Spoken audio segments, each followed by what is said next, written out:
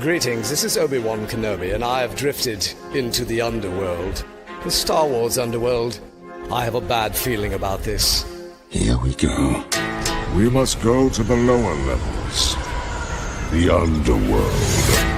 You've taken your first step into a larger world. You're after something. Ben. Since I've started the Underworld, I've met so many great friends. Chris. I grew up in the 1990s, and mall packaging is nostalgic for me. Dominic. What I love most about Star Wars is that it's fun and it's all-round good times. So, this is where the fun begins.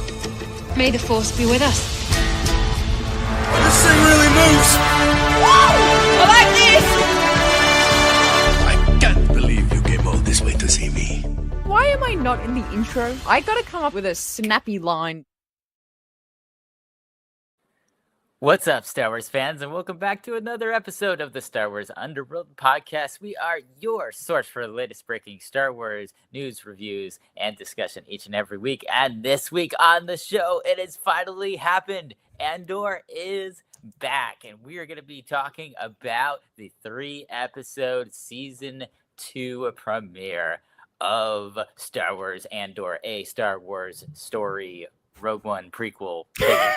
All those things, yeah, all of them. I'm like, I don't even remember what it's officially called, so I'm just going to say everything, so it's in there.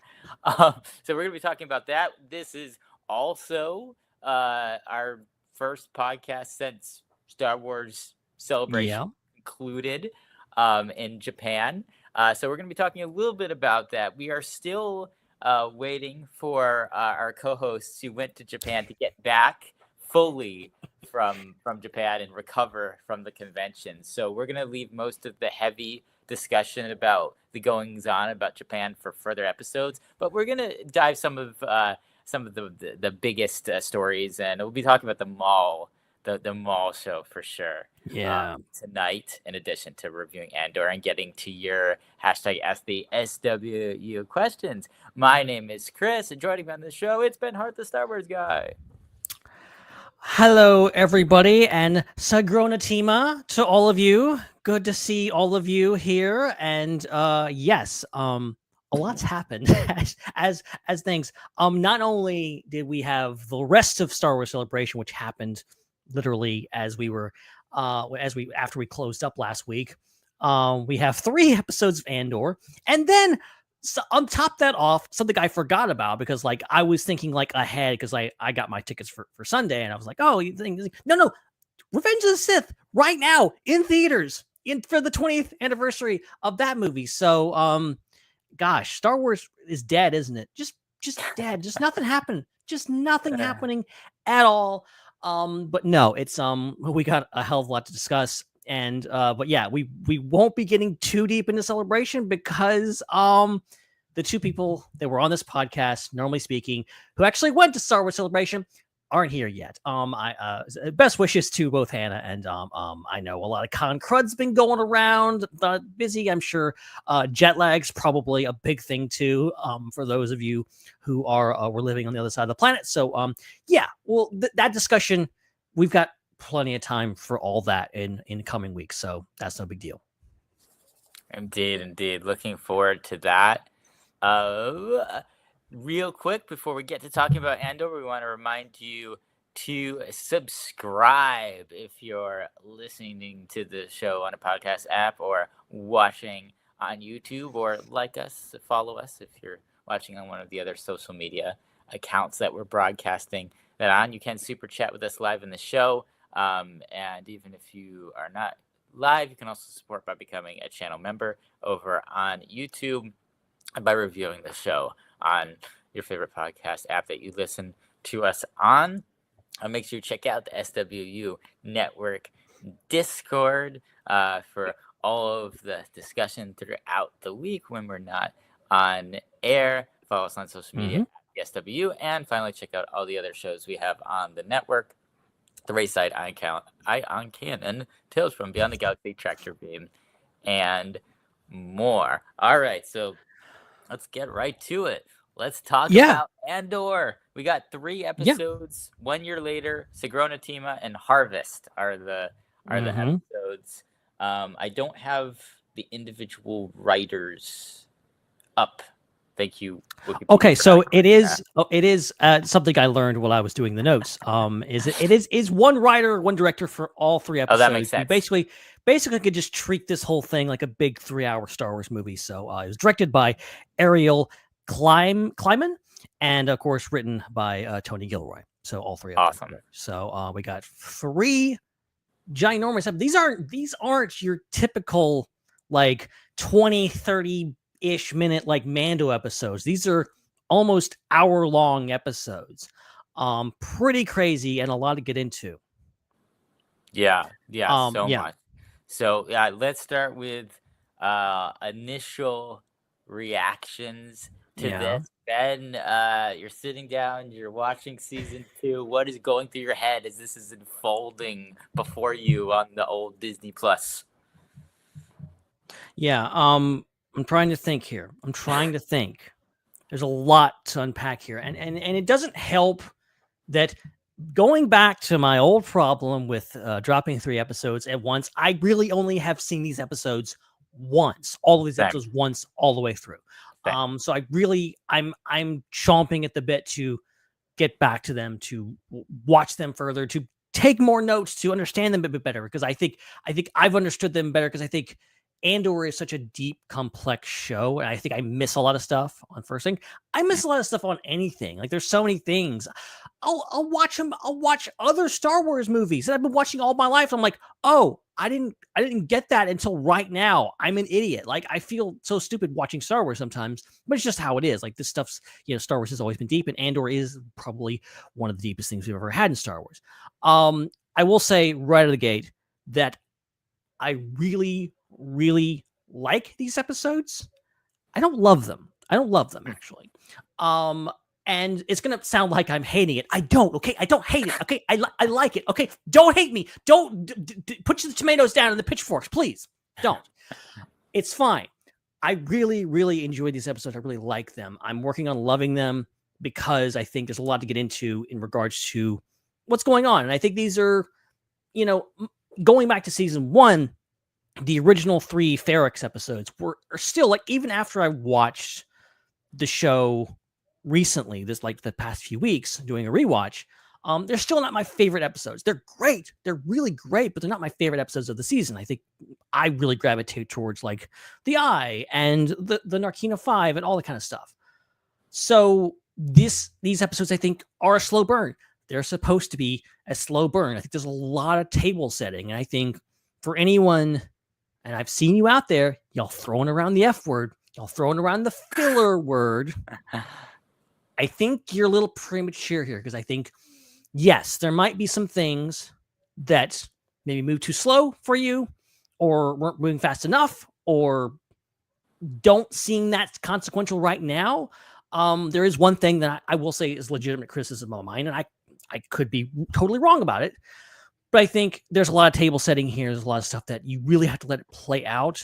And I think this is setting the stage for one thing. And one of the things I've heard about people that have actually seen the full season is that they're heavy. These are very heavy-handed episodes. They're dealing with a lot of characters and a lot of story, and they have to do it at breakneck speed because, naturally they wanted to do 5 seasons of this, but they're not. These 3 episodes might have been a whole season worth of storytelling in a perfect world, but I prefer Tony Gilroy and Diego Luna not kill themselves trying to do this show. So all that is to say, I really enjoy these episodes. There's a lot to get into, and I feel like I'll be thinking about these episodes for the rest of my life. I truly do, because they're just so much things, and I feel like I'm preparing myself for what we're getting next week, because literally in less than 7 days' time, we'll be getting yet another Star Wars movie of just amazingness and so much. And yeah, they're obviously brilliantly shot, everything. Indeed. I've learned something about how I feel about Andor, and maybe Star Wars shows in general, but definitely Andor. I learned something last week when I was rewatching season 1 that I think is going to inform my thoughts on season 2. I actually I don't know how this is possible. I liked Andor season 1 better watching it again years later. And I really I think I did too. It's not like I didn't like it before. I still thought it was probably the best Star Wars show when I was in the middle of watching it. And I was giving very high ratings to the episodes, just having seen them once, and reacting to them freshly. But I did feel like the show had a slight ebb and flow to it when I was watching it week by week, where it did feel like, especially like the first few episodes were a little slow in season 1. Interestingly enough, going back and watching it all again, knowing the story and being able to just experience the experience of watching it without being like, okay, what's going to happen next? Without that suspense there, I felt like it was an absolute masterpiece, and it was paced perfectly. Like, as something that you just binge and just sit down and just watch all the episodes as quickly as you can, season 1 was done impeccably, in my opinion. I think that it took away from it a little bit to give it to us, a lot of times one episode per week with the way that show was designed, because those episodes were sometimes not super self-contained. And so I'm going now into season 2 of Andor. If I have any worries about pacing, I'm actually not going to talk about it. I used to talk about this all the time. I used to just rate the show on my experience of watching it for the first time and then having to wait a week and then watching more of it and being like, oh, it has to make sense like that. So many people are only going to watch the show like that. It needs to work in that format.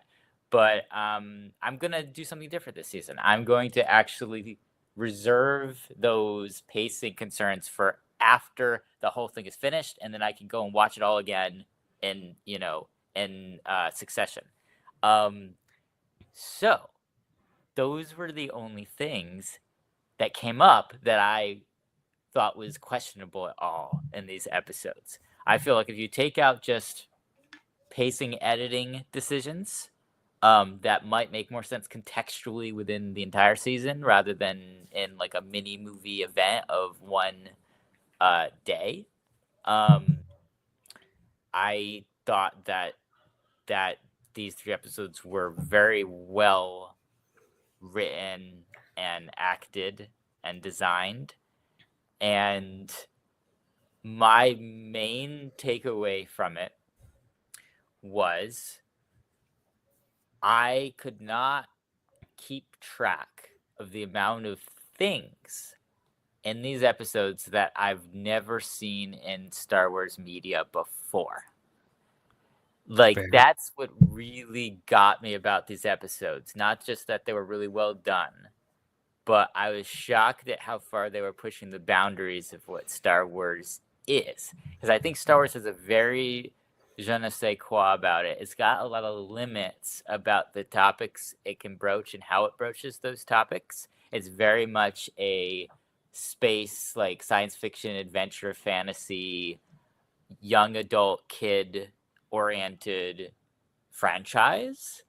And this is the first time that I watched something and it was like, if I don't have kids at the moment, but if I did have kids, I don't think I'd want them to watch this. I don't think I would. No. This was not a show that I felt like was intended for a general audience. It was TV 14, which a lot of TV 14 shows that used to mean only for adults or older adolescents. Now that with PG-13 movies, that meaning has in Marvel that's gotten watered down a bit, where it's almost like PG-13 and TV-14 means like it's okay for 7 and 8-year-olds. That's kind of it's changed. So for me, with how that's changed, I don't feel like you can put this show up with all the Marvel shows and all like the DC shows, or a lot of them, not all of them. Netflix DC Jessica Jones, Daredevil. But you know, the kind of Disney Plus ones. I don't think it's in the same category. Like, I think this is a prestige adult show. Like, I think this is kind of closer to the realm of Game of Thrones than to Marvel, in my opinion. And I think that those shows have so much adult content in them that they've pushed the boundaries of what even can be on television to the point that they kind of are running ahead and are very much more mature than Andor. But man, I do think that this was an adult show with mainly an adult plots about real world politics and social issues, psychological issues.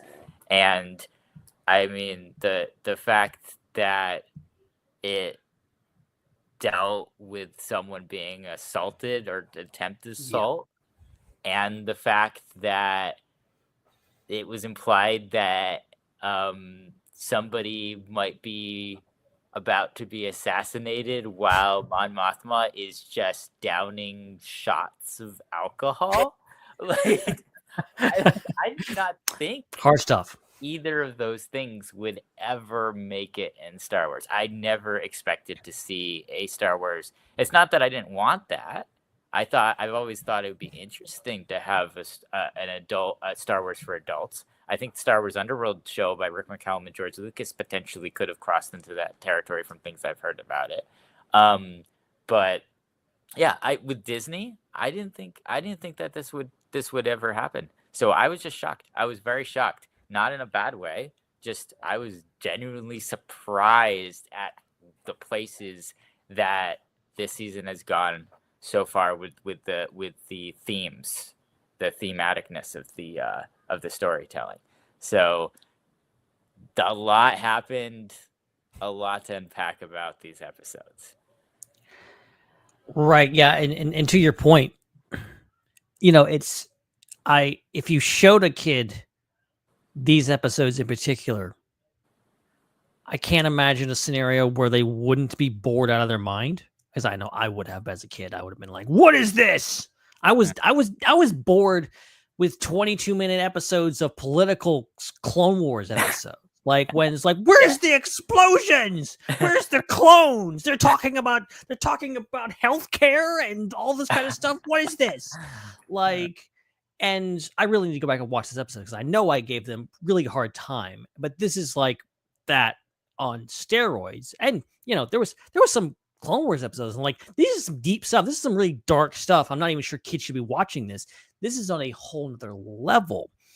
And speaking to the moment that you're referring to, like I had heard something was coming. I had heard there was some whispers, and Joel, who's in the chat, he was feeding me some stuff, and I had heard like, okay, there's a scene, something happens. And I kind of inferred that this may be something along these lines, and then that was later confirmed. So a few weeks go by, and I was anticipating this. And as soon as that creepy Imperial dude showed up on screen, I'm like, okay, I very much understand and see where this is going. I just don't know when it's going to happen. To that point, I was almost pleasantly surprised it wasn't as full on as I kind of thought it could have been. Because I was like, okay, they're going to do this. They're going to tackle this. This seems like something that Andor would do. Like, I think a lot of people are surprised. I'm not surprised. Like, I think, and this is right up Andor's alley to discuss this. And Tony Gilroy, as recently as like today, has talked about why they did this thing. So I think good on them for doing it. I just was wondering how they would do it. I think, you know, obviously it's a tough thing, and she says the word. I don't want to say it because YouTube, I love you.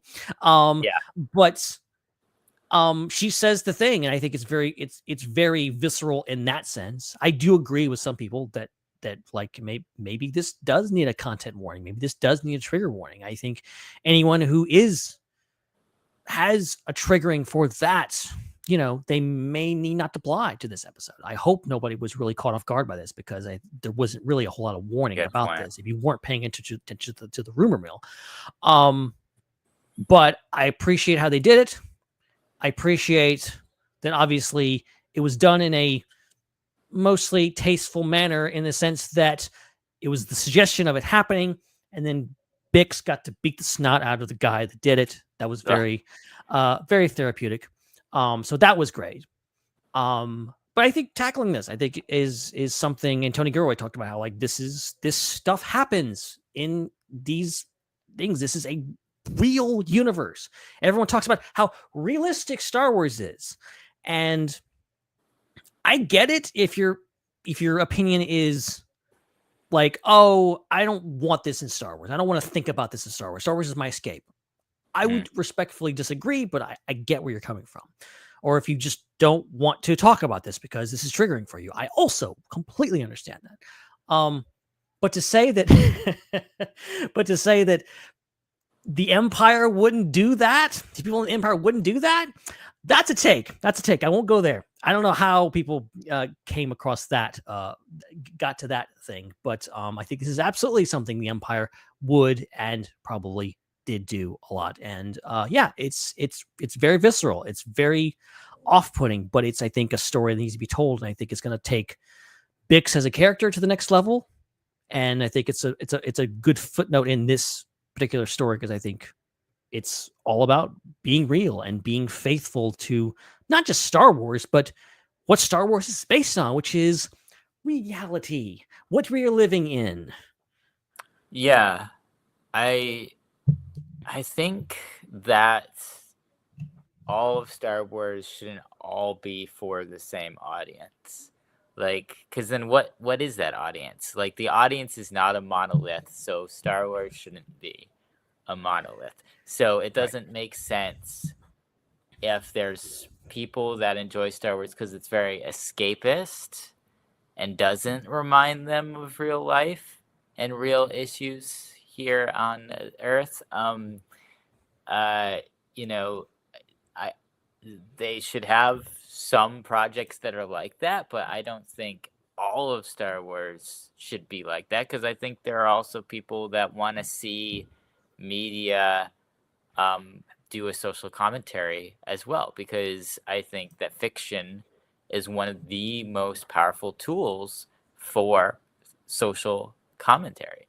And I don't think that the creatives should be deprived of that because a certain portion of fans just wants to see escapism.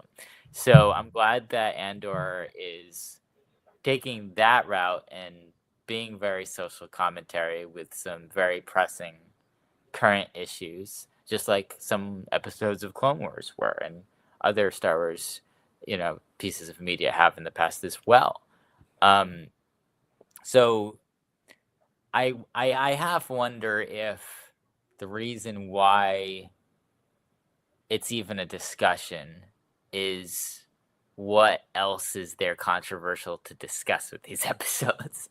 Like, I feel like the controversy machine, I very much believe there is a machine where people benefit from and perpetuate purposefully. We've all seen it. I think that they need to find something to grab onto. And these episodes had a 99% rating on Rotten Tomatoes. The critics absolutely love them. People in general love Andor. How are you going to be critical during this time when people are talking about Andor, when everybody loves it? You've got to find something to create controversy about. And I think if it weren't for a few, or maybe just one very loud person talking about this, I don't think it would even be a discussion. Aside from the people that might have maybe decided to watch these episodes with their kids and were surprised. In that case, I think it's a valid concern to maybe talk about, again, like a content warning. But again, I think people need to kind of, maybe it's a wake-up call that TV 14, PG 13 does in fact mean that you should know what you're getting into before you get into it. That is what the point of those ratings are. It means parental guidance. It means you need to do your research as a parent about what is about to happen. Or for me, as someone who's not a parent but has parents, I look up the parents' guides to see if I feel comfortable watching something with my I parents. do the same thing. I'm like, do I want to be sitting in a row with us both looking at this? Maybe not, if it's a certain topic or two. And that might have been the case with these. I did watch them alone. So yeah, so that's the thing about that. But I'm glad that the show is broaching more topics and expanding Star Wars. I think Star Wars benefits from being expanded. I don't think it needs to. I think it will become stale and stagnate if it's always having to follow the same rules. I think that that Tony Gilroy and everyone else is working on all the Star Wars shows and movies, games, everything should be allowed to push the boundaries. And yeah, somebody might push it too far here and there, but you can't push the boundaries if you're not willing to go too far. I don't think they went too far here. For kids, yes, but for general, for adults, no. I think for adult Star Wars, this was great, and very appropriate. So, Yeah. But I mean, it's not just that though. It's not just that one scene. Like, I think that the entire storyline with Mon Mothma and child marriage and her coping with that, and then her dealing with Tacoma and all the interplay with that, and then Luthen being as brutal as he is, like that, all that stuff is really pushing the boundaries, and it's all kind of an extrapolation from the tone that was set by Rogue One, when the first thing that you see Cassian do is kill somebody. I mean, yeah, that Rogue One was, I remember the discussions after that movie being like, oh, this movie, it's darker, it's a war movie, it's all about, that scene, which I think was added in a reshoot of Cassian killing Tivik, shooting him in the back, really set the tone for that movie and set the tone for everything Tony Gilroy has done since then. And I think it works. I think if you're going to do it, do it. I'm not saying the glove should be off. Tony Gilroy has also talked about how, in fact, there is limits to what they can do. I'm not sure we're ready for a TV MA show. I'm not saying that Andor should be TV MA. Another Disney Plus show, TV MA, happens to be Daredevil Born Again. That show earns its rating, and it's a way ahead on the ratings. That show lives up to it. If you've seen the finale of that show, you know exactly what I'm talking about. It's wild. But that's another discussion. But like, I'm not sure we're ready for that. I mean, there's always been discussions about rated R Star Wars. I'm mixed on that, but I think Andor is doing all the things right in regards to pulling on the right strings and doing the right things and touching on things that are supposed to be, real. This is supposed to be, I think, Star Wars. Andor is the most realistic approach to Star Wars, I think, so far. I think, we've had a lot of stuff. I love the fantastical side. That's just why Andor, not my favorite Star Wars show. Okay, it's not. I love Andor, but it's not my favorite Star Wars show because I love the fantastical element. Andor is missing that. But I do really, really love Andor because it is we're hard left turn into the realism of Star Wars. And I think that's, if you're going to do it, do it. And when that's what they're doing. So, yeah. But you mentioned what's going on Chandrila. We got the first on-screen appearance of Chandrila, which is really cool. I think it's been in Legends EU for years and years and years. And finally we get it on screen. So that's really cool. And it's kind of a meeting, a big shindig going on Chandrila with Luthen and Tacoma. And I did not see Tacoma turning traitor or at least asking for a bribe on my bingo card. But here we are, and I think my only I know left to the imagination is fun, but I kind of wanted to see what happened next after that, and I know we won't see it, but yeah, Cinda's got it in for him, I think. Yeah, I don't know if I would say that I saw it coming, but that's because I just wasn't predicting anything. With that, I wasn't thinking. There's so many storylines I wasn't thinking about what would happen with him, take Homa specifically. But it makes sense. It makes so much sense when you go through his entire story arc that this is where he would be right now. Like, he's definitely a little bit too helpful. He's too helpful to Mon Mothma in the beginning in season 1 to not kind of need something on the back end. Like, I think he puts himself out a little bit too much. And so here now he's realized that he's overextended himself. And feels entitled to a little bit of help, compensation for it. So that does make sense. And these are the dangers of politics and the dangers of trying to meet someone at their motivations purely instead of trying to find a collective vision. I think a lot of people in the rebellion are starting to have this collective vision. Now, with that being said, the stuff going on with Cassian in these episodes definitely shows that is still, the rebellion still clearly being put together and has lots of lots of issues with cohesion. Right. That is gonna talk about that in a bit. But she's playing the politics, but that's the thing is, like, Takoma he doesn't fully know what's going on.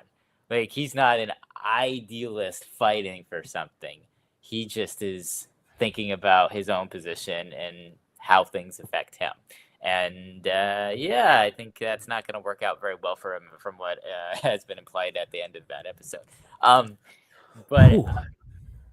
Oh shoot, you touched on something else that was really interesting before you brought up him. You were talking about, what were you talking about as well? What was the other thing that you brought up?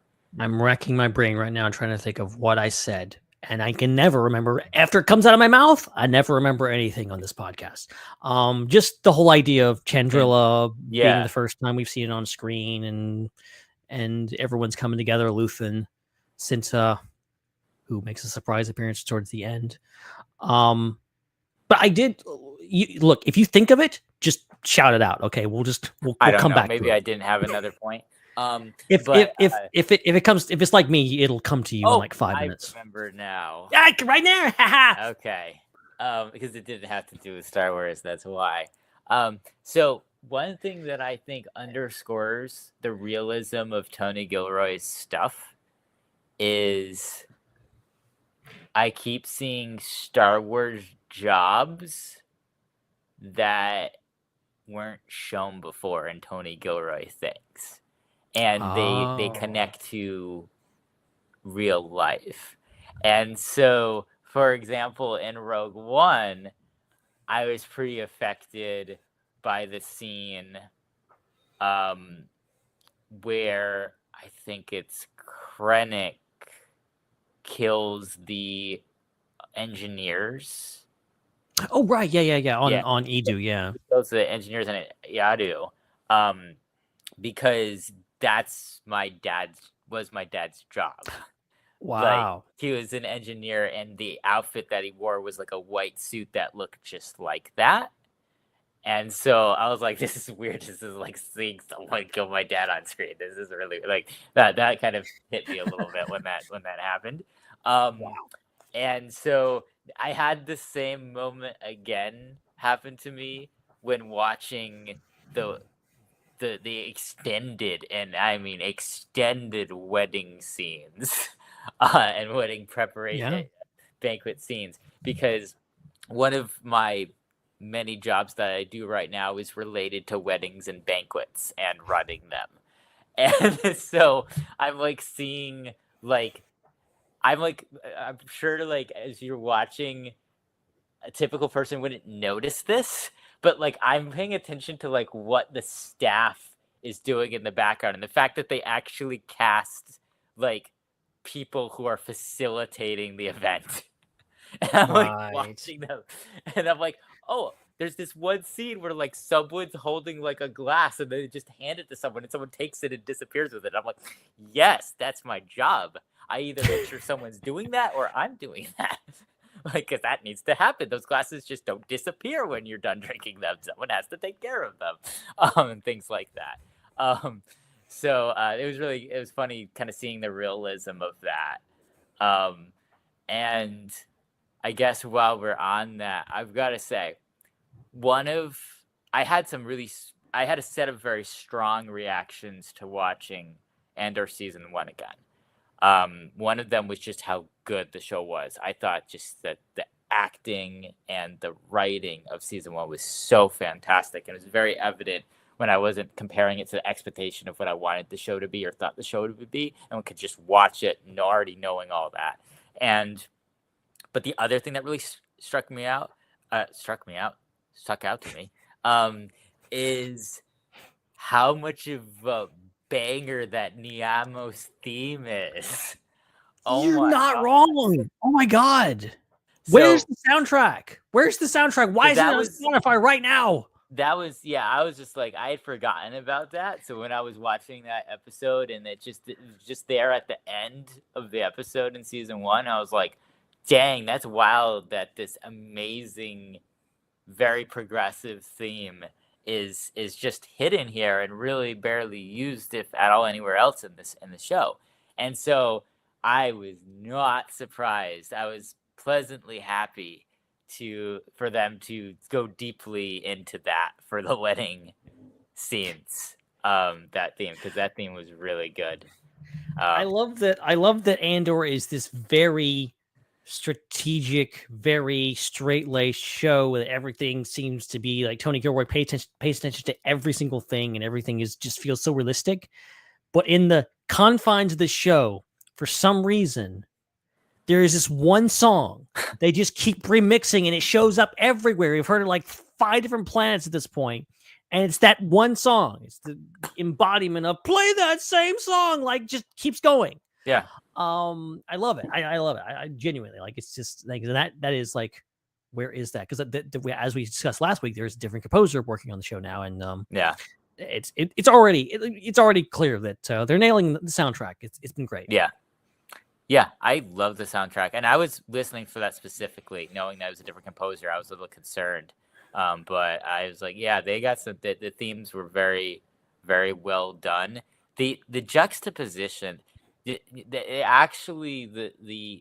music score did just as much, if not more, to separate the different storylines in the first 3 episodes as the characters and the sets did. Like, the type of music on each different planet was very distinct from each other. It was very intentional and very interesting, and I thought a really good idea so you kind of knew where you were. Because I could see, perhaps, if you weren't paying a lot of attention, if you're kind of like multitasking while watching this, you might be like, wait a minute, who's on what planet? And, Right. So I felt like, because they intercut so much. And this is one of the things, again, I'm not going to say this is a solid criticism until I've seen the whole season. So right now it's just a point, not a criticism. I thought the intercutting between the scenes was very interesting, how they would just do like 30 seconds, a minute, and then go to another scene, and then go back, and then go back, and then go back. I thought that was very interesting, and I'm noting it right now, but I'm not saying that in the grand scheme of things, I don't know if it's going to work out as being a problem or not, but that was interesting. Yeah, there was less sitting with one scene. Oh yeah. And just kind of like going with it. Like, we're in this moment, we're feeling it, whether someone's talking or whether Genevieve O'Reilly's just acting her ass off on screen. She's not saying a word, and she's just giving it her all, and you're reading so much emotion just on her face, like, which just happened in Season 2, like, but it happens a lot in Season 1. I think there was a lot of like, we are moving, we are things. I think, and maybe I'm assuming that's intentional. I'm assuming that that's not an accident. That we are the clock is ticking. The clock is ticking on. We are headed towards Doomsday. We are headed towards Rogue One, and we're getting there. We're that much closer. A year has gone by. Lots happening. All these characters are in different parts of the galaxy doing this thing that will ultimately come together in the end.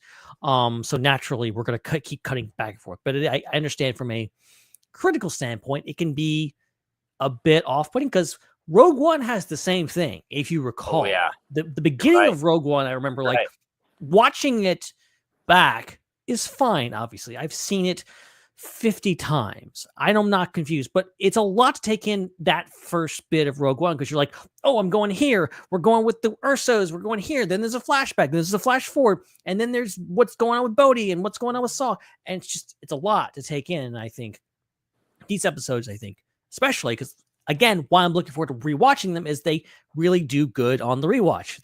Because I think there's so many layers to it. Because I think you kind of watch it and you get the top layer or just like the basics of like, oh, okay, Luthen's going to go kill that guy. That's what's happening here.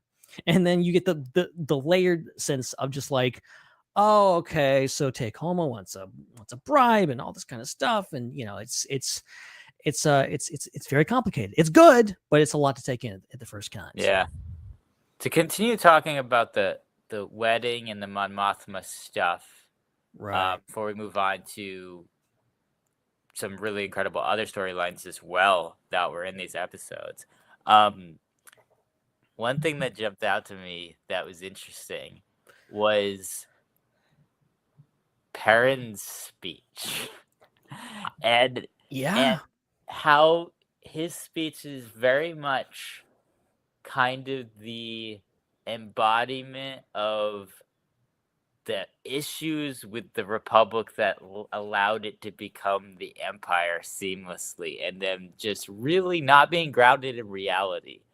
Like, I think there's probably a way to say what he said in a way that's not a problem, but I felt like he leaned a little bit too hard in like, let's just enjoy ourselves and be hedonistic and,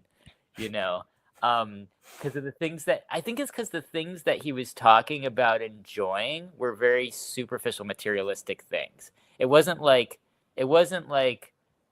savor that your loved ones are close by. It was more like savor these parties that we're having.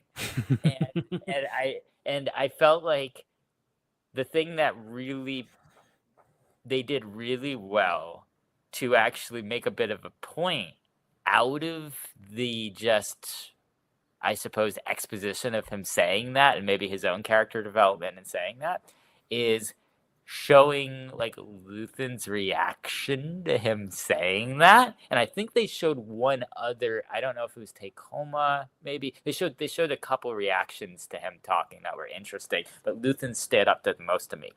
And what I love the acting in this show. All the actors are so great. Casting, director, all the Emmys, please, for you.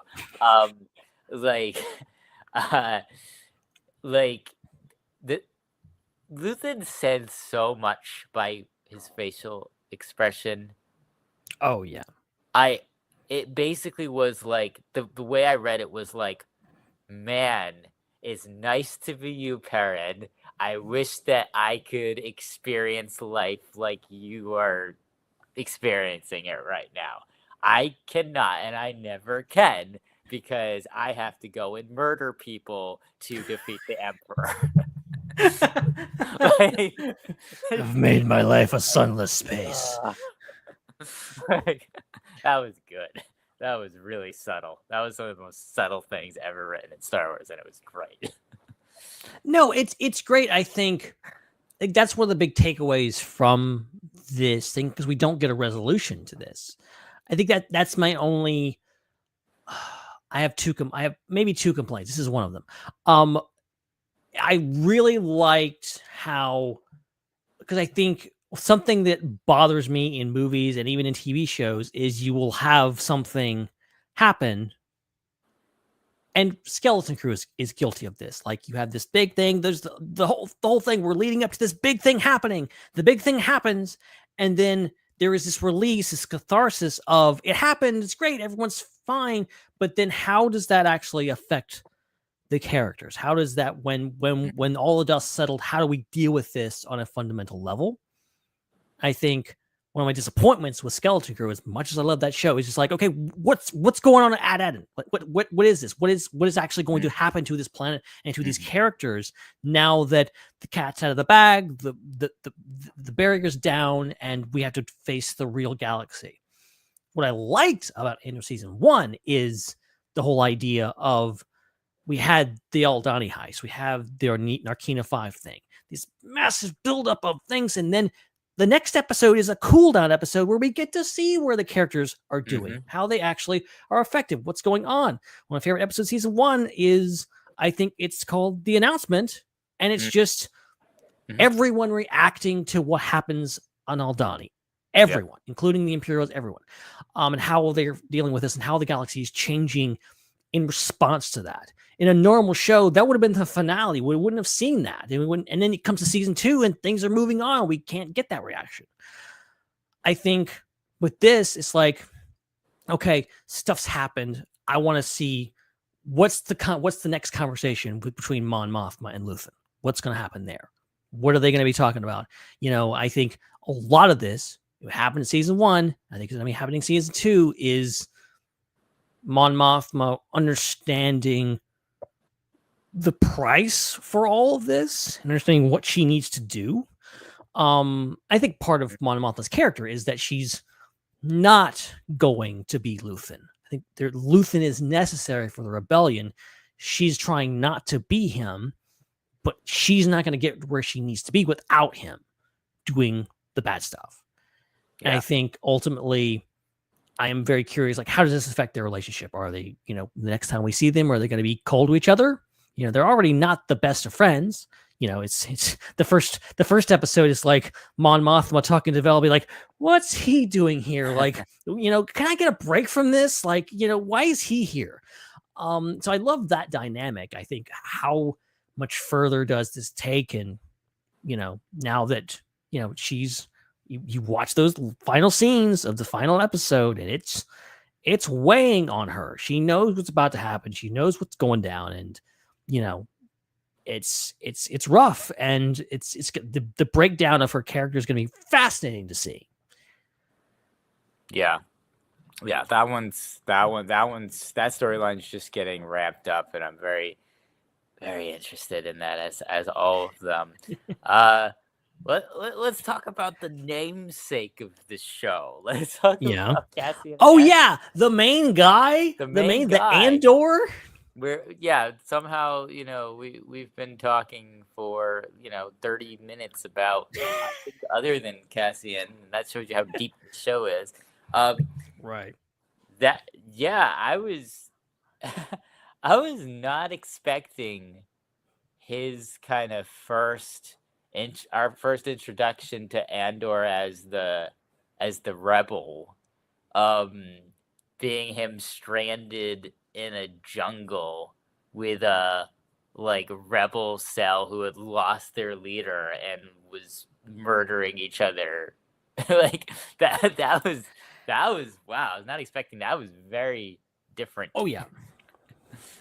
That was fascinating, and I think that it did well to, like I said earlier, set the tone for these guys have some work to do.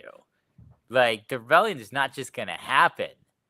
Yes, things are just gonna be spontaneously rising up, said in the manifesto from last year. Right. Yes, there's gonna be this spontaneous thing, but you really do need people to guide it together and keep it organized. And you couldn't get any more disorganized than people killing each other who should all be fighting the Empire together. That was wild. Yeah, I have thoughts about this part of the story. I'll start with a little bit of good, then I'll go into the bad, then I'll finish it up with some good. I like what they're trying to say here. I like that, like what you're saying of, this is a representation of what the rebellion is right now. Of, we're dealing with, these really bad things are happening. They're getting worse. We're seeing that with what's happening on the people of Amina Rao. And we're seeing that the leaders of the rebellion are caught up doing wedding stuff, and they can't do this. And then you have ultimately this, which is this representation of how disorganized the rebellion is. That said, I think they could have made this point in less than 2 episodes. I think there's a point in this where like look, the knuckleheads on this planet, like, it's entertaining to watch them. Like I like the opening lines. I like this. You got 14 blasters. You didn't have to tell him that. Like that's it's uncharacteristically hilarious for Andor to do something like this and have basically comedic characters kind of pop in to the show and interact with Cassian. I think it's great. It does start to, when they're going to the ship and then they're going back to the ship, then they split up and then they're battling and then they're trying to things. It's like, okay, what are we doing here? That's kind of was my thought halfway through like the second episode. Just like, okay, what is this? What was the point here? That said, great reveal. Yavin 4, didn't see that coming at all. Yes. Love that reveal. And I like the symbolism of this moment in the rebellion, showing how disorganized the rebellion is, how far away they are from having any semblance of a military organization. And doing this literally in the shadow of the temples where the rebellion will ultimately come together to organize for their first victory. That's hell of a on the nose symbolism that I really, really like. So yeah, I like Cassian's thing here. I think it could have been tightened up a little bit. I understand. I think it felt like they needed Cassian to show up at the end to save them. So it's just like we're kind of padding for time and we're letting other stuff. Yep. And exactly. So like when I'm watching these episodes, I'm not as invested in like what's going on Yavin 4. I'm more invested in what's going on in Mineral, what's going on Chandrilla. That's the things. And I don't generally like that. I want to be invested in everything that's going on screen. And it's disappointing when I'm watching a movie, TV show, whatever, and one of the storylines just is not hitting the way I want it to. So that's kind of my minor criticism. It's great. I love it, but it's not quite there for me. Yeah, I definitely feel that. Like, it was definitely the least interesting of those storylines, but I think you're very right. It's like, well, you can't just have Cassian not be on screen until he shows up on Mineral. Right. So you have to have him do something. Maybe in hindsight, it would have been better to have him spend more time on the Imperial base and go through the logistics of. I feel like the logistics of how he set up that heist was more interesting than what happened. I agree. Like I like all that stuff. Him, like, I was disappointed, but that the lady from the beginning who she's working with, like, I was like, okay, what's her deal? I want to know more about her. Like, where is she gonna come back? And then she just doesn't. So I'm like, now I'm like, is she gonna come back next week? Is she gonna show up as part of the rebellion? Like, I want to know more about her.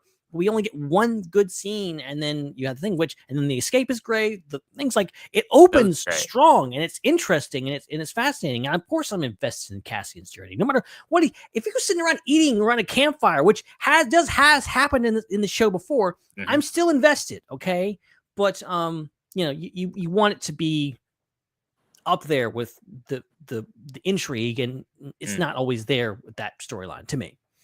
It's a very small scale. Like, this show's been very big scale. A lot of the things that have happened have had major consequences for like entire planets and groups. Whereas that one, it's like Andor is going to make it out of there. So what's the point of kind of what happens along the way? There really wasn't any repercussions that we know of to what happened there, other than setting up the reveal of of Yavin. So yeah, that's definitely kind of the least interesting and weakest of everything that was going on. But like you said, the beginning of that storyline with him, with the escape, with the prototype tie thingy, that was pretty awesome. And I love how they do the thing a lot in like sci-fi movies and Star Wars where the pilot character first is like, I don't know how to fly this ship, and then they kind of like instantly figure it out, and then they're just flying it. I love how like they kept him really not knowing how to fly it the entire time. Like the entire time he's getting out, he's still crashing the thing. And like and the way that he got out by just slowly nibbling away at the glass door with just glass making the hole for himself and getting out. Like that was great. That was really, really fun. And you don't really see that in hero stories. Usually in hero stories, it's like, yes, it's a minute of like, oh, how do I do this thing? Whoops. And then boom, they got it. I love how it's like, yeah, he had to do everything like ass backwards, basically. Like that was good. Yeah, no, it's one of the things I loved about The Force Awakens was I think like in Star Wars, it felt like flying a ship was like driving a car in the Earth. Like it's like just something that anybody can do. It's not a big deal. And The Force Awakens introduced the concept of like, no, not everyone has their pilot's license. Not everyone can fly a ship, and like fit the whole dynamic of Finn having to break Poe out to get a pilot to actually escape the First Order. Like that dynamic was really fun.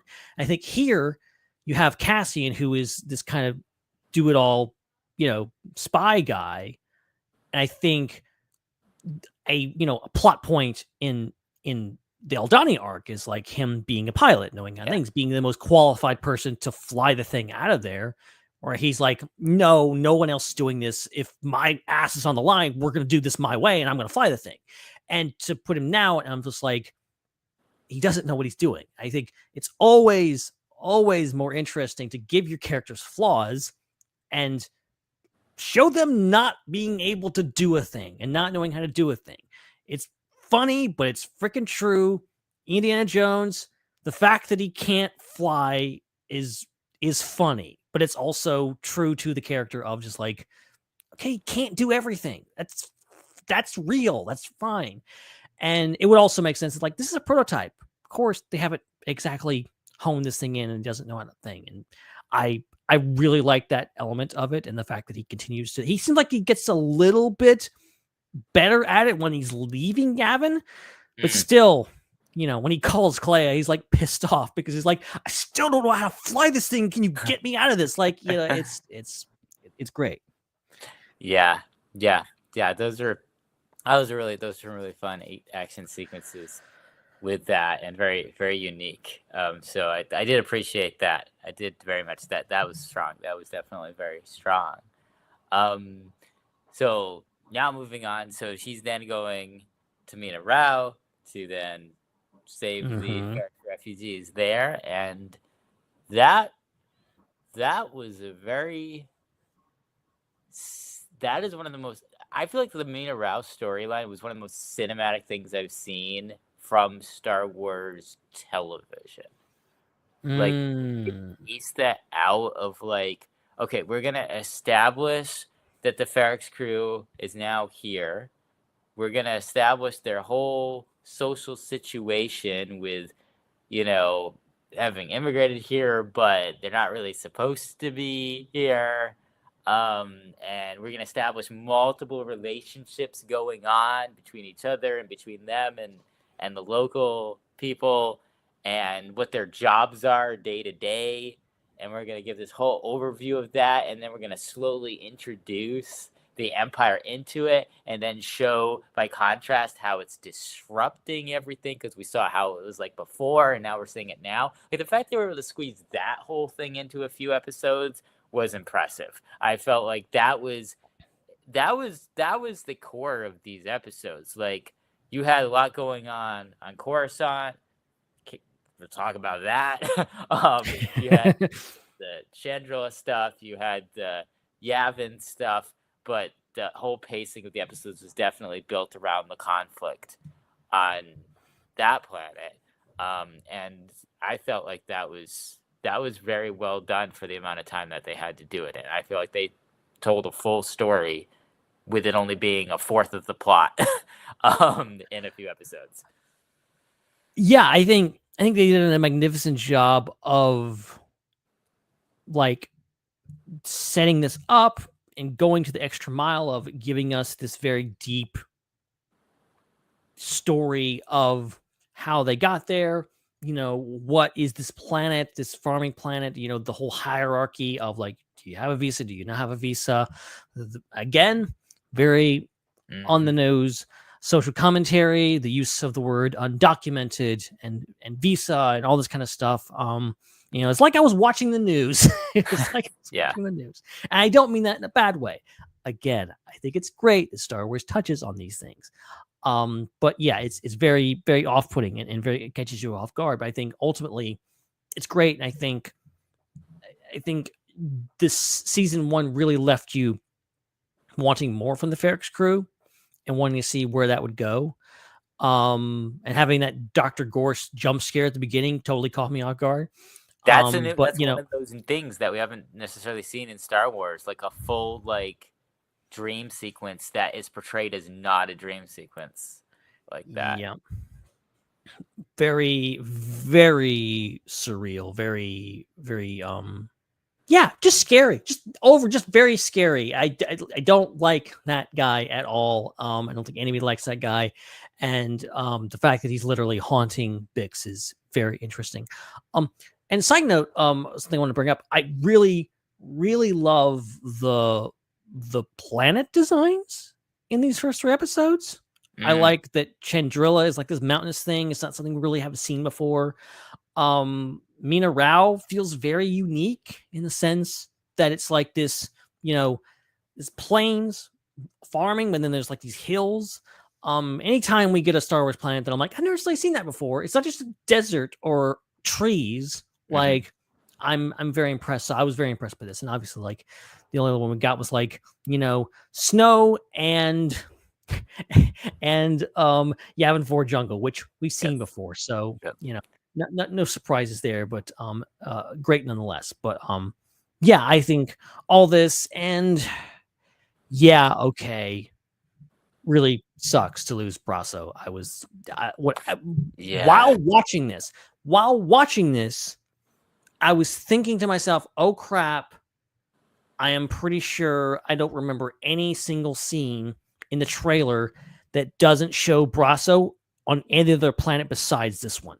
So I pretty much spoiled it for myself. I'm like, he's gonna die. Oh god, I'm not happy about it, but at least I emotionally prepared myself for that.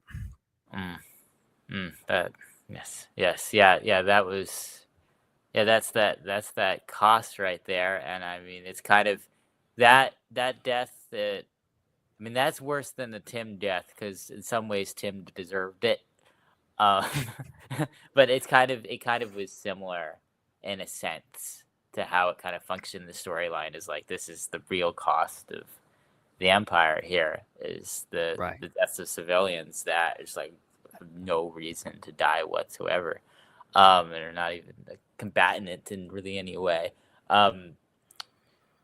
So that was all timed very well with then wrapping up the Yavin storyline, Cassian going back there, reuniting with them. Great payoff. You know, we already said it, but you know, Bix beating the crap out of that creepy officer.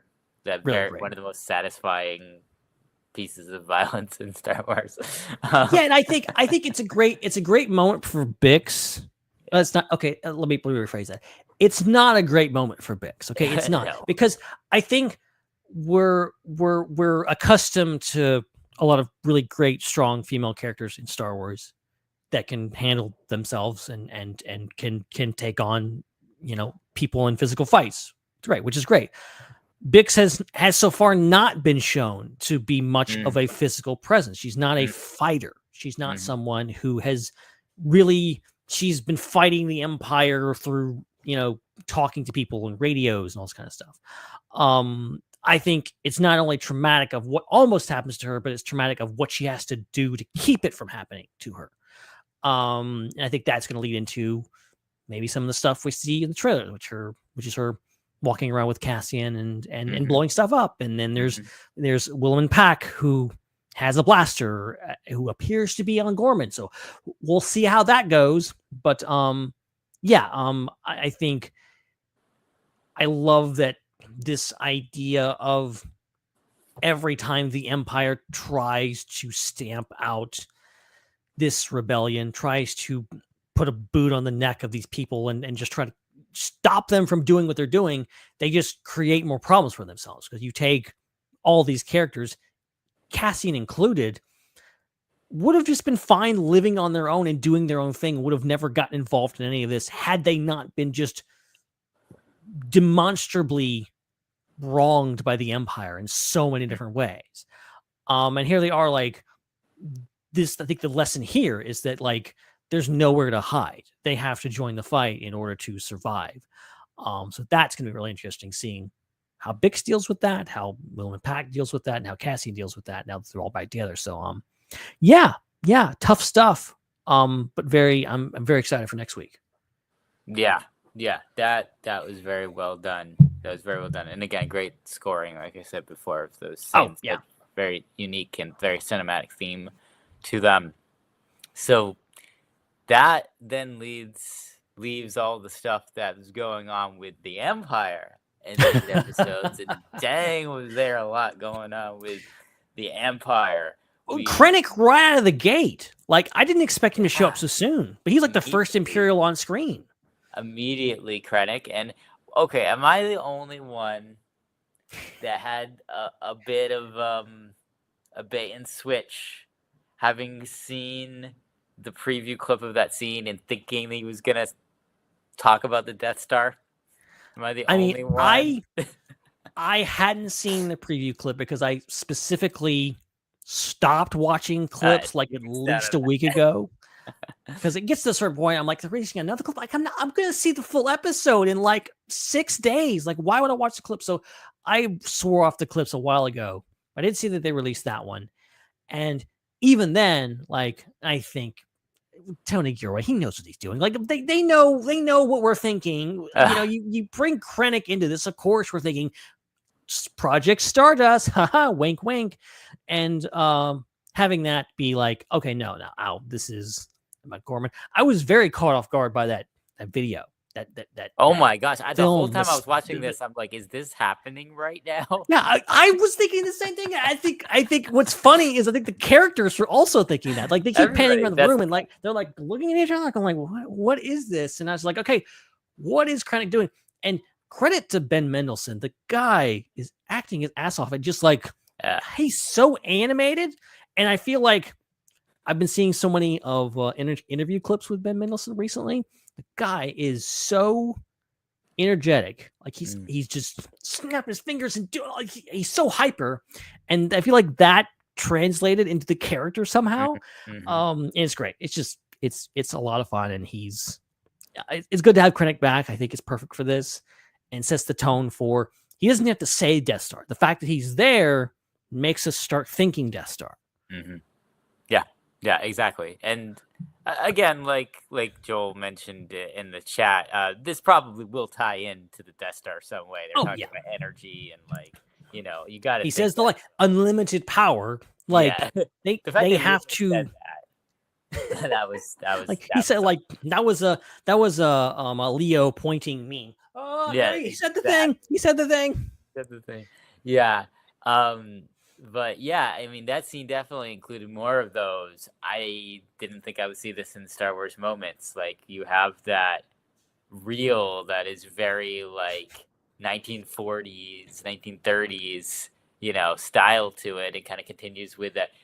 Star Wars tends to be something that's it's kind of being classified now as we look back at media in the past as cassette futurism, which is like 1970s technology, but with science fiction modernism brought into it. Right. And what it tends to sometimes not always get to is like what's before that, which is like retro futurism, which is going back to like the original wave of sci-fi, like 20s, 30s, 40s, maybe a bit into the 50s. It's got some of that, like Coruscant, for example. Like data Totally. tapes. Data tapes sounded like futuristic in the 70s. Yeah, that was definitely a cassette. I mean, it's the word tape.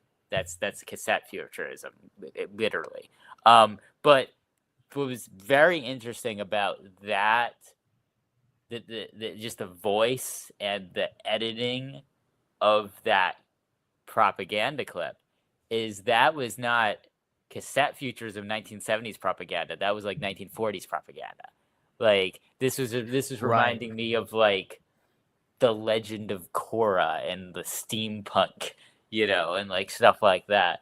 And so that was very retro futuristic. And so that was very interesting to have that era kind of pushed into Star Wars a little bit more, when we've just seen kind of only like subtle design reference to it, and like ships. Like I think Ralph McQuarrie brought a lot of design influence from that era, but to have the whole media influence and the whole cultural influence of that era was very, very interesting. And again, to stack on top of it, to have like Imperial propaganda ministers talking so explicitly, and they're so enthusiastic about their lies and stuff, like their state media stuff.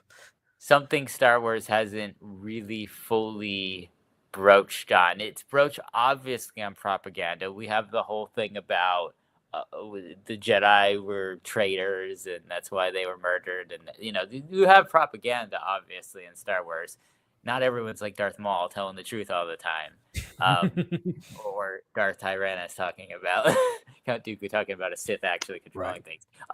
But that was like heavy propaganda. They're like, we're planting the seeds in their minds of spiders, so then they can associate the negative connotations with the species into the character assassination of an entire population. I'm like, whoa, like that is way deeper than I thought Star Wars propaganda would go.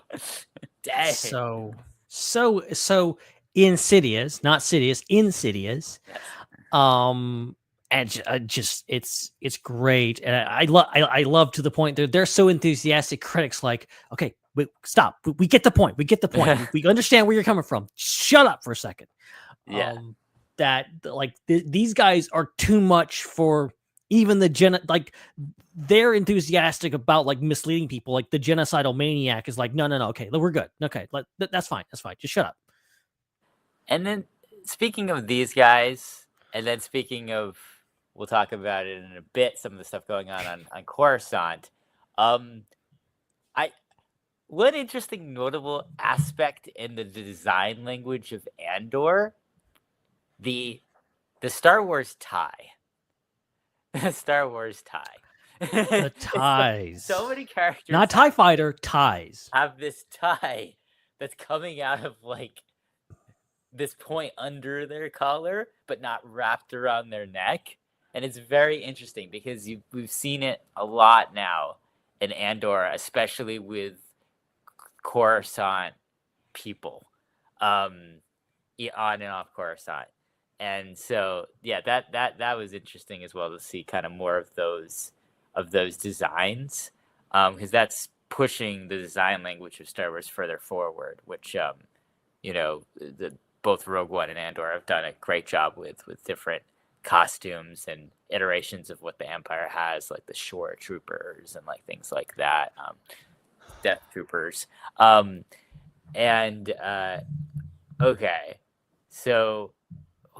Well, let's talk about Daedra as the ISB officer first.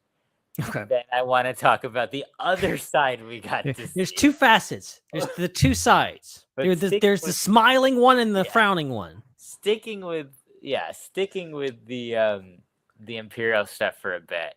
I will be very interested to see how she fits into things, because she's of course being told to pull away from the what do they call him? Axel, apex. What's the word for Axis. the axis? There we go. I did the two words that were similar on each side of the dictionary. Okay, the axis. She's being told to pull away from the axis stuff, and we know she's right. She's the only one who's right. She honestly, it's kind of strange, but she's such an interesting character because she is a protagonist. The way that the story is written, she's not written as an antagonist. She is, by definition, an antagonist because she's on the opposite side of the protagonist, which is Cassian Andor. But the way that her character arc is being written is as a protagonist. You emotionally actually want to root for her the way that she is being portrayed. Which inevitably leads me to think that she might be another Agent Callus, potentially. I like that idea. Yeah. Just the way, again, they're building her up in a way that, like, even though she's literally against the people you're rooting for in the show, you want to root for her as a person, even though the system that she's in and the way she's using that system is wrong and evil. The way, again, just the way it's edited and written, you want to root for her success. And so it's very interesting in that way. She reminds me of Ahsoka and in the comic books, Quinlan Voss, because they were the ones that were right. They're the ones that saw the writing on the wall. And they're like, yeah, like this whole Clone Wars thing is a sham. And this is going to get this is going to take down everything that's good. And they got out of those, situations. So getting out of the Jedi Order, Quinlan Vos constantly trying to only caring about finding the second Sith in the comics. And I feel like she's like that too. She sees the writing on the wall. She knows the Empire is about to lose. She's the only one that knows that and feels that and understands it and knows exactly how it's happening. And so it's very interesting that they're pressuring her away from that. And then she's going to be involved in the Gorman situation. It'll be very interesting to see how this ties back together, how they're going to tie this back into Axis. And Joel brings up a great point that, protagonist does not equal good guy. Exactly. Like, the protagonist of your story can be doing bad things. There is such a thing as an anti-hero or even a villain who is the focus of the story. We don't get a whole lot of that in Star Wars, but, there have been novels. There's a novel coming right now that's going to be focused entirely on Darth Vader. He will be the protagonist of that novel, even though he's an antagonist. It's the whole idea of, every person is the protagonist. Everyone is the hero of their own story. And every character in Star Wars, regardless of what they're doing, is the hero of their own story.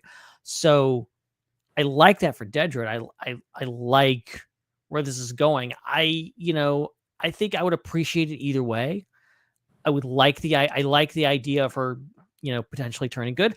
I also really like the idea of her doubling down on that. I like the idea of normal characters, and there is one character. I was telling someone that the other day, the fact that Lost Stars is one of my favorite Star Wars novels, and I forget the guy's name, but one of my favorite characters in that novel is a character that is from Alderaan, witnesses the destruction of Alderaan, and then just continues for the rest of the book to double down on the Empire, and is like, nope, Alderaan bad, even though it was my home planet, and Empire good, and just continues down that path.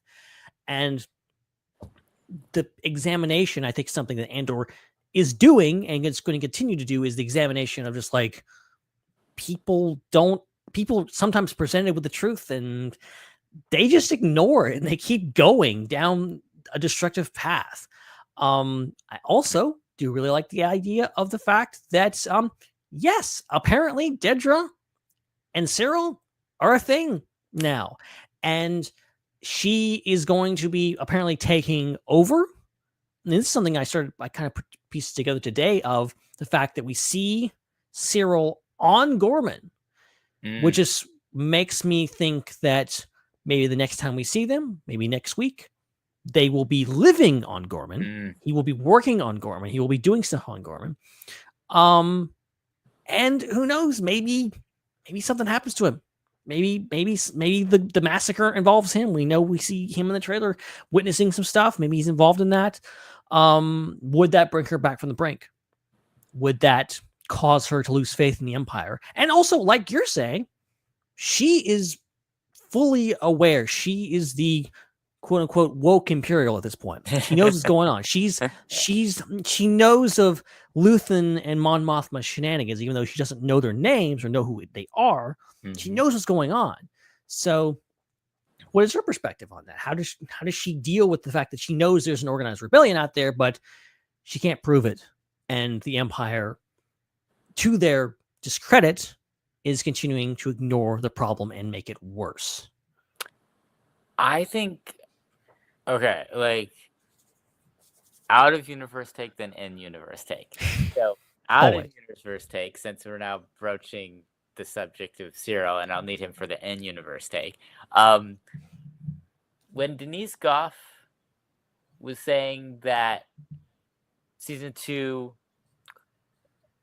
Dedra and Cyril would have a weird relationship, I thought, okay, maybe there's going to be some weird romantic tension between them. I was not full on, okay, they're living together and now they're having dinner with his mom. Like, that was not, I did not see that coming. And wow, again, more stuff that we haven't really seen in Star Wars before. I felt like the closest thing that we ever got to like those type of family dynamics was the deleted scenes from Attack of the Clones where Anakin meets Padme's family. Like that. I love that. That's like the closest thing we've gotten to like meet the in-laws like type drama. Awkward family dinner. Yeah, and of course, the most awkward family dinner, it wasn't in Star Wars because we the scene cut before it happened because we would be honored if you would join us. We all know that on Bespin, they continued eating after. Thanks to Robot Chicken, we know what happened. Yeah.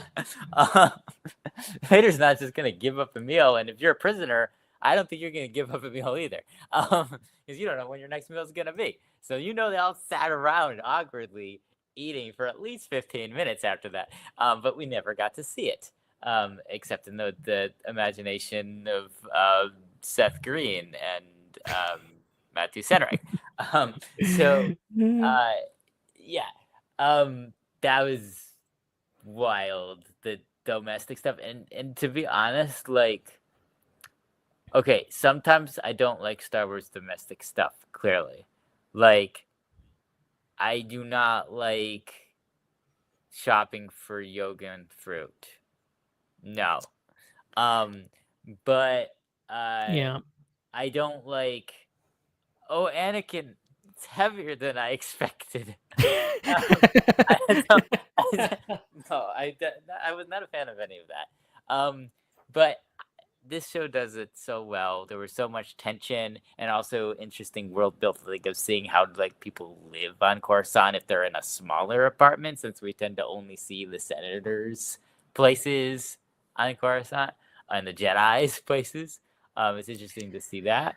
And yeah, like that was fascinating the whole time, because I felt like to an extent Cyril's mom had some good points last season. Like, he did kind of mess up last season. Yeah, for sure. So I wasn't like on her case too much. And like, she was the one that called up Uncle Harlow and got him the job. So it's like, I wasn't like against her. I wasn't like on Team Cyril against his mom last season at all. I thought she was just an interesting character. but the level of passive aggressiveness that she came with to this dinner, I just was like, dang, like somebody, Tony Gilroy, you must have some family members that you gotta vent about. to know that these lines Is the Gilroy family gathering around the TV going like, wow, I really see myself in E. Karn. Jeez, Tony.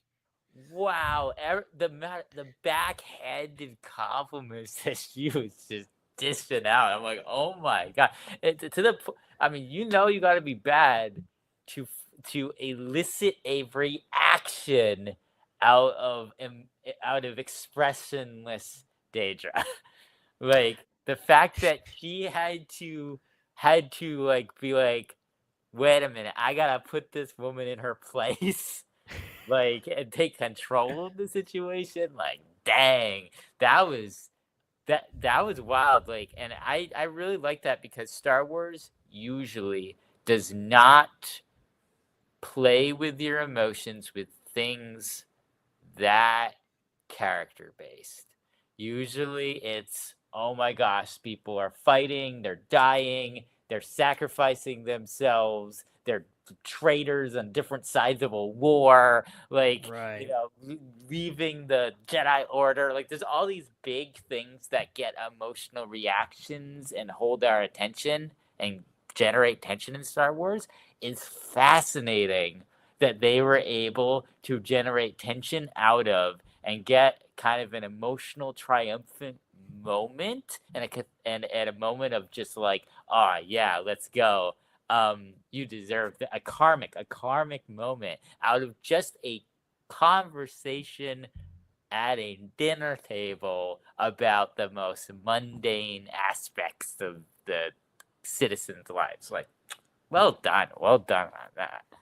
Yeah, I also appreciate the fact that like Andor is this show that everyone knows as it's very serious, very cut and dry, serious. This is about stopping fascism and all this kind of stuff. This very highbrow things, but I think it has that Star Wars goofiness that I think is an essential part of Star Wars. I think people think of Star Wars as being this dark and serious thing. No, Star Wars is way goofy sometimes. People don't like to admit that. People don't like to acknowledge those moments. Things. I'm not saying Edie Karn is Jar Jar Binks or that Jar Jar is going to show up in this show or that, Meeber Gascon or anything. Like, it's not on that level.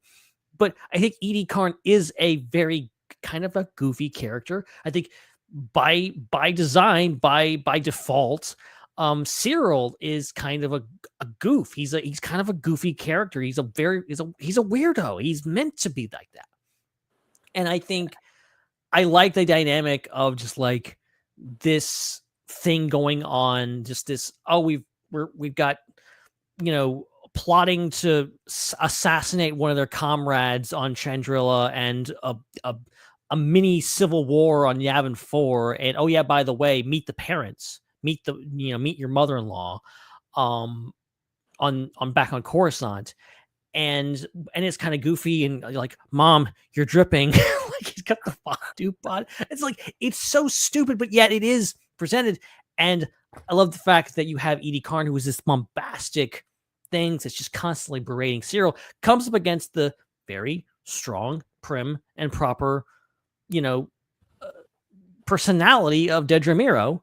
And they butt heads naturally, and Dedra kind of laying down the law and really kind of stick it out, because I think, yes, Edie's not wrong about Cyril, but also she's the reason Cyril is Cyril for a lot of this. Point. Like you when you see Cyril in season 1 and then you go to meet his mom, and it's like, okay, now I get why this guy is the way he is. Like, and you see that in normal life. You see, not in bad ways, but you see like, oh yeah, I see why the way you are. I met your parents. They're as weird as you. Or maybe you met my parents and you got that impression because that's how it is. So it's funny how that translates into Andor, and just how I think he brilliantly kind of weaves this in there, and I don't know, maybe we'll see Edie Carnegie, maybe we won't. Or apparently Matthew says that Cyril and Dedra are going to plot to murder her. I don't know. Maybe that's part of the plot of this show. I don't know if it's going to go that dark, but we shall see. Yeah. Okay. So now the big question is so usually I actually would care about this. In this situation, I actually somehow don't. But maybe other people are caring about this. How does this then tie into the overall plot of the show and Star Wars? And that's why I wanted to bring it up, so that I can move on to that and speak to that, because we just talked about what's going to happen to them on Gorman and what are the futures of these characters. And correct. I think that Cyril is the key factor to determining what's going to happen to Dedra. And they've established that now with this. And I'm looking at Cyril, and the thing that comes back to me is when he was on the ground on Ferrix, he did not strike anyone as the ruthless killer type. 100% not. He was shell-shocked.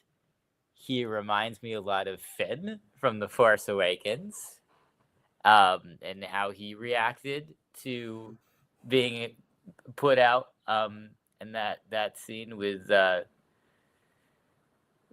character. And or Teva, something like that. What's his saying? Right. That she's a princess. To me, she's royalty. That guy. that thing. Yeah. Anyway. Lor Santeca. There we go. Got it.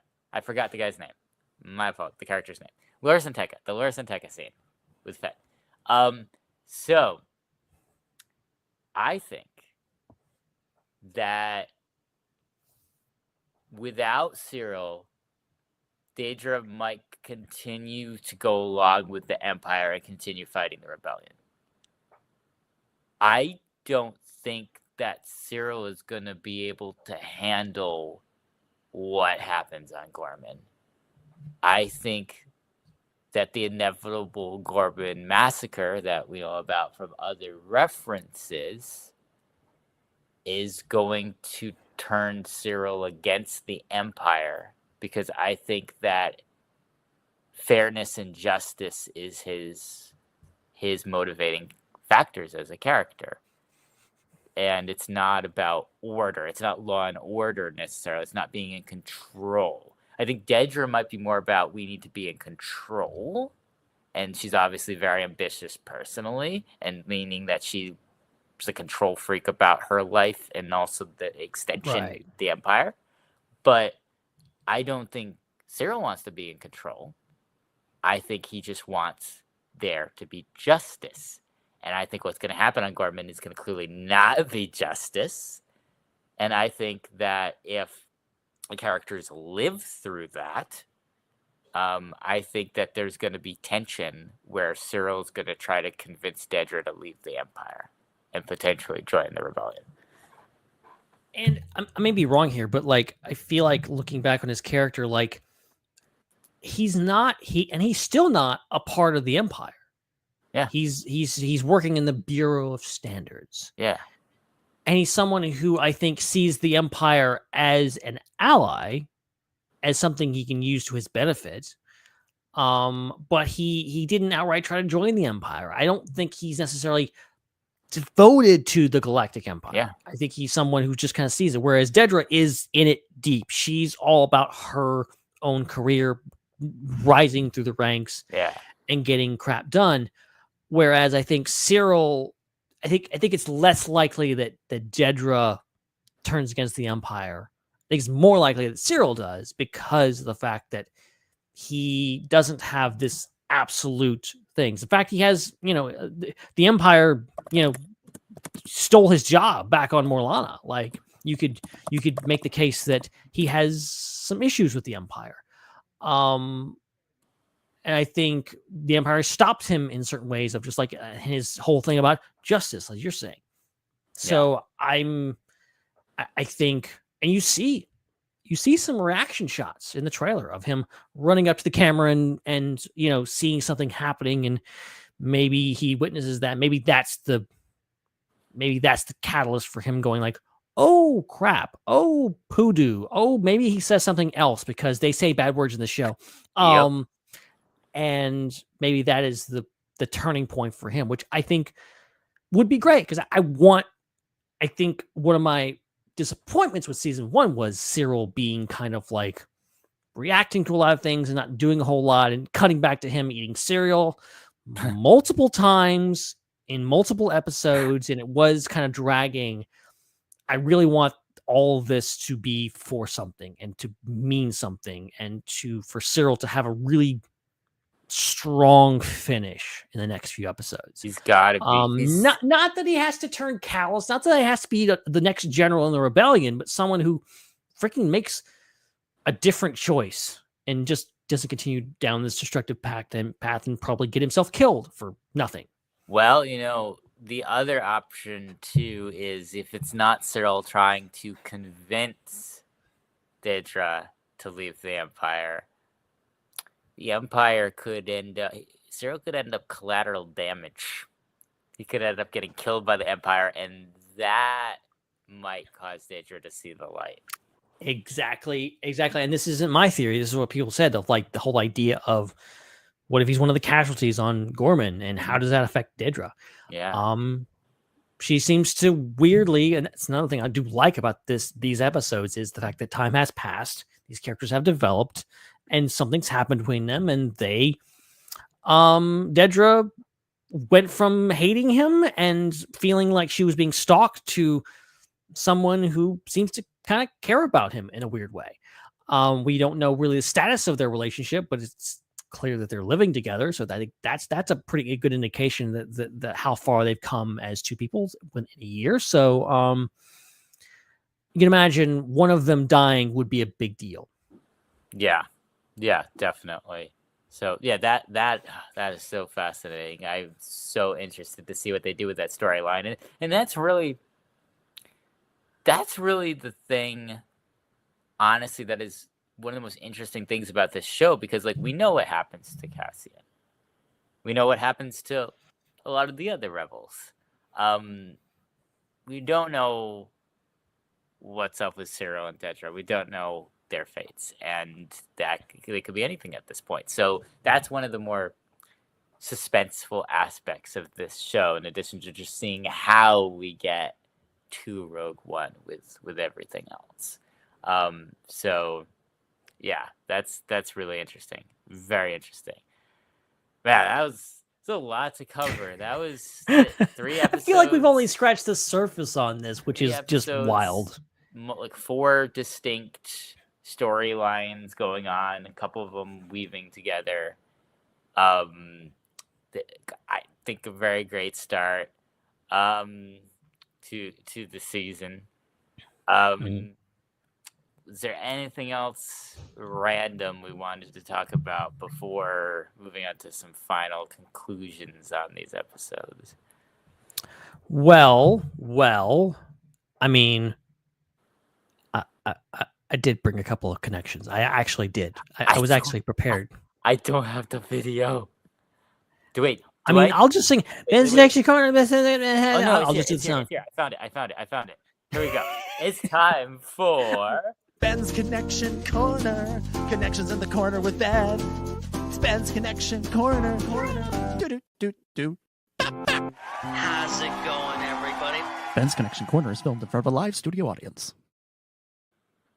I forgot that we put it in the other spot. Like, oh, it's over here too. Joel, like a couple weeks ago, showed me. Oh, it's in here. I'm like, I didn't know it was there. I didn't know that stuff was in there. I put it there, but I forgot that I did. Things about this whole setup. And I would have been very, very willing to just let this go if I hadn't had a little bit of time to prepare. But I actually did prepare for this, so there's not much here. Like I said, look, some of you guys, you know who you are. You always yell at me after I've done one of these episodes. You're like, you missed this connection. I'm like, clearly I missed it. Or, if I'm trying to surprise you guys. So if it's like something obvious, I'm probably not going to talk about it. Okay. It's a TIE Avenger. Okay. We talked about that months ago when the trailer came out. Like, it's a TIE Avenger. It's back from the EU, whatever else. I don't know. I don't know the full history. Go to Wikipedia. What I will mention is that obviously we got the first appearance of Sinar, which is really cool. That goes way back in the EU. We got Caffrine mentioned, which I think is the second name drop for Caffrine in this show. Yes, it is. Really laying it on hard of where we're going in this. We got a range trooper, which I think is the first time we've seen those since Solo. I think they first showed up, which is pretty cool. We got a TIE Striker, which is, I have the Lego set for that. I think it's right there. Yeah, it's really cool. Really cool. One of the rebels on Yavin 4 yells "Ichuta" as they're being attacked. Nice. So I really like that one. And then one of the more subtle ones, and I don't have this confirmed, but I'm just watched the episode. The TIE fighters that chase Cassian out of the Sinar base are not your average TIE fighters. They are what the Wikipedia says are TIE advanced prototypes, and they're what the Inquisitors fly in Star Wars. Interesting. Which I don't know what that means. Was he being chased by Inquisitors? I know they're running around in this era. I don't know what that means. It's funny that like Rebels is like, these are prototype advanced things, and then Andor's like, nah, they're just normal TIE fighters that might chase you. No, yeah, that's pretty much all that I had. Oh, and code cylinders. I like that code cylinders keep popping up and getting used properly. These little pen things that used to stick out of the top of Imperial uniforms. They were just there. They were just like somebody in the 70s was like, this looks cool. And they just put on things. And now it's like, oh yeah, put them in a wall. A very cool concept that I think has finally come to fruition. But awesome. Yeah, that's it. That's all I got. Maybe next week if I miss something or something big or somebody really yells at me in the Discord or whatever else, I'll put it in next week. Saw a connection. It wasn't one of those. Right.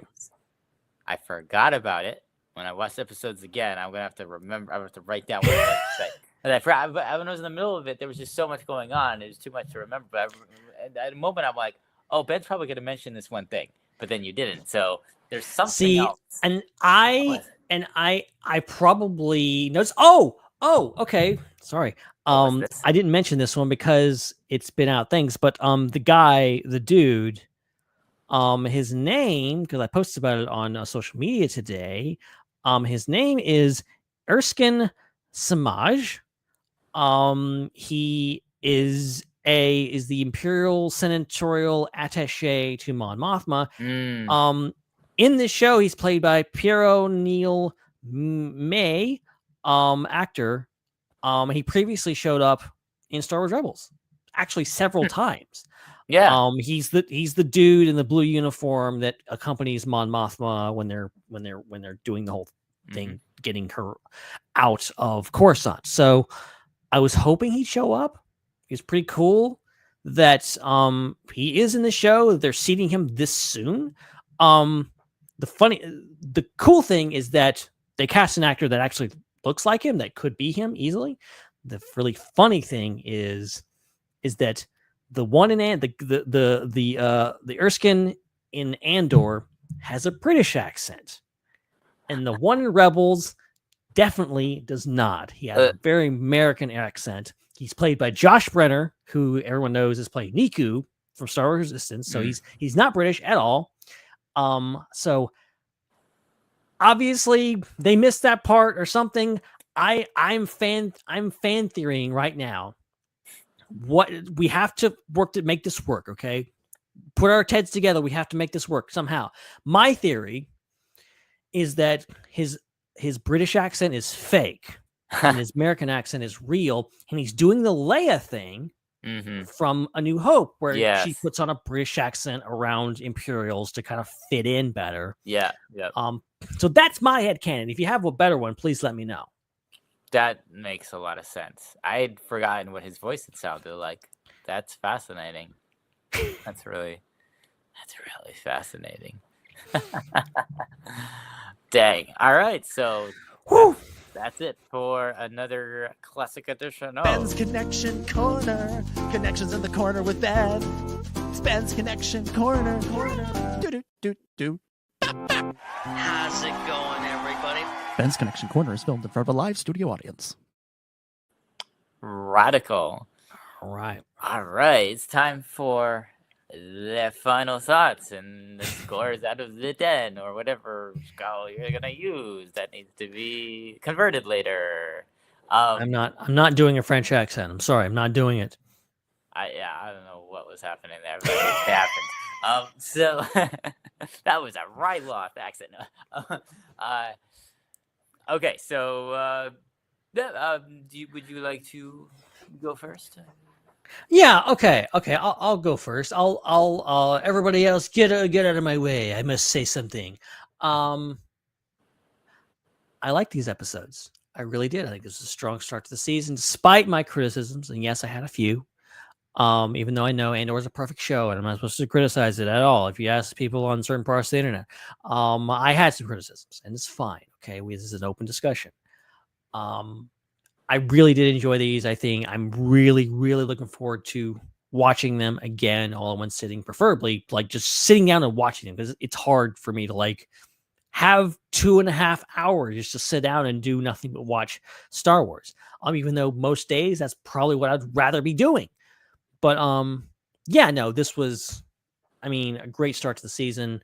I think it laid the groundwork for things. As I said, a lot of table setting here. I think stuff that's going to pay off later. So I wouldn't rush to the F word. I would not rush to accusing anything or anyone of being filler at this point, because any of this stuff, probably most, if not all this stuff, will come back either next week or the week after, and it's going to all fall into place. I have nothing but faith in Tony Gilroy that he's going to make it all fit together in a big puzzle at the end of this. But in the meantime, a lot to chew on, lots of things. Few things. The cinematography was out of this world, amazing. Like, not just the shot composition, but like the several one shots. Like the whole like arrival on Chandrilla, and you're going from this character and that character. I don't know, because a lot of modern one shots are kind of cheated. They kind of like they hide the transitions with CGI. I don't know if they did that or not, but she goes from like conversation with Perrin, and then it goes down the ramp, and it's a conversation with Luthen, and conversation with this and that, and all these characters, and the camera's moving around, and it's magnificent stuff. However they did it, it's great. And there's a great transition from the Andor logo, and just pans over to Cassian in the cockpit of the TIE fighter. Just brilliant. Just so good. So I will give these episodes collectively an 8.5 out of 10. Amazing. 8.5 out of 10. I like I said at the beginning, any of the things that I thought might have been a quality issue, I feel like I need to watch the whole season to be sure on, because they're kind of more pacing related. And even though it was clear that one of the storylines was weaker than the other ones, it still was a pretty good floor. Like, it was still interesting, and that's the weakest one. Something has to be the weakest one. So with that being said, I think that anything that maybe could have been tighter, could have been more polished in these episodes, because we also do have to remember these were filmed during the writers' strike, I believe, if I'm not mistaken. So I think some changes. There was not the full team on board to do this that normally would be. So with that being considered, that's a consideration as well. It might have affected some of these things. But I feel like the way that the show pushed the boundaries of Star Wars and showed us stuff that we'd never seen before, I feel like that vastly compensates for anything that was not quite on point.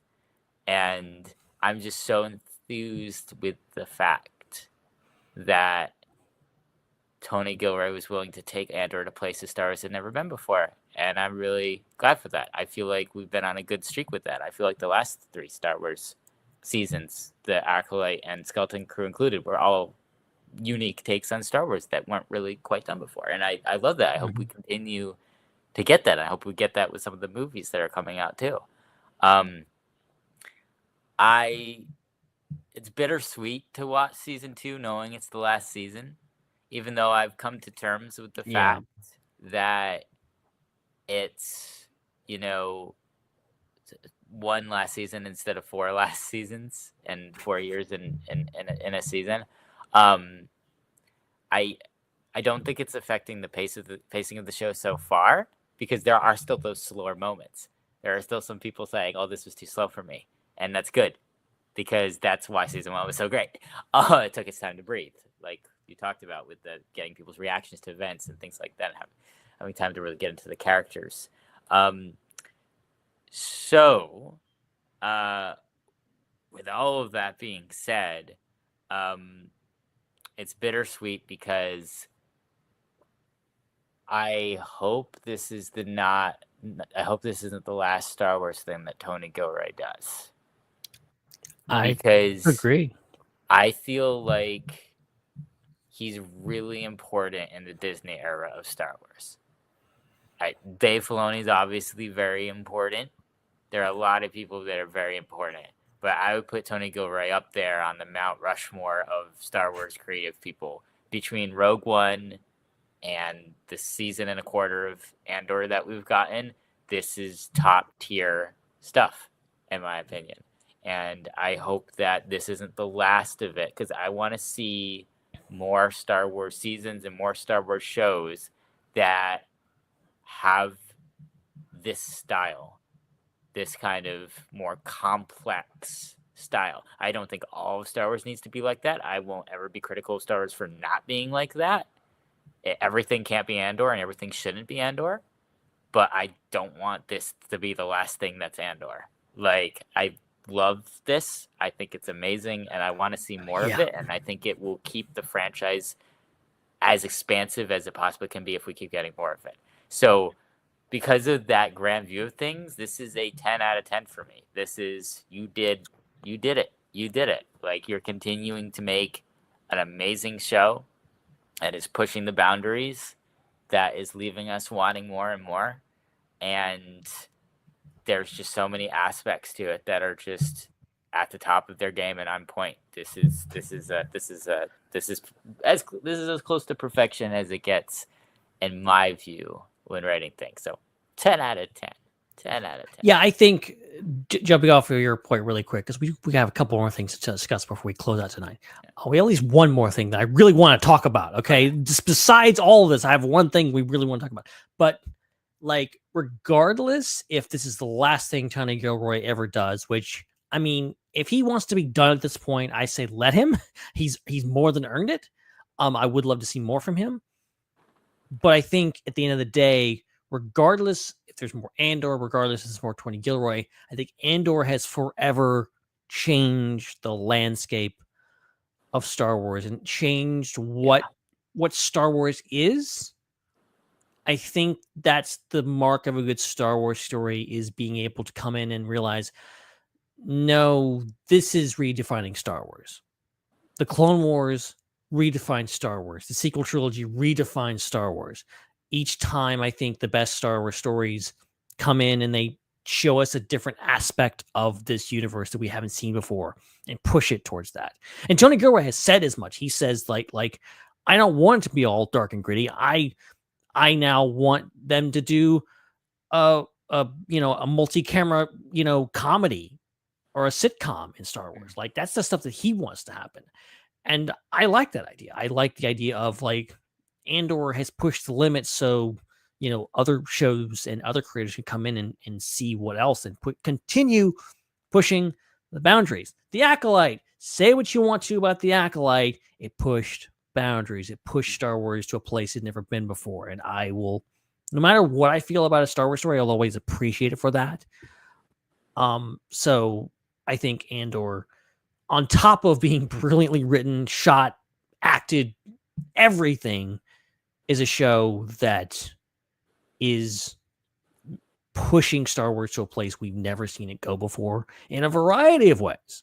So it'll be interesting to see what we see over the next few weeks and what we see. I think in 20 years, people are going to be like, oh yeah, I saw Andor and that's what made me write my Star Wars story. That's what made me write my Star Wars trilogy. Like, I think that's what we're going for right now is like the people, the kids, well, hopefully a little bit older, maybe the teenagers or the young adults watching Andor can watch it and get something out of it and turn that into the next Star Wars story.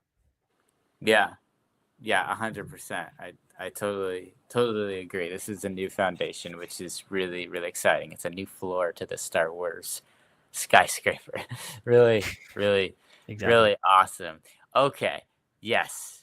Like Ben said, we would be remiss if we did not talk about that one other big celebration story. We talked about one of them live out was happening, which is the Star Wars movie. But we also got to talk about the Star Wars TV show that was announced. Another Star Wars TV show that was announced. And I mean, this answers the big question that we've kind of all been wondering in regards to what is Lucasfilm Animation doing?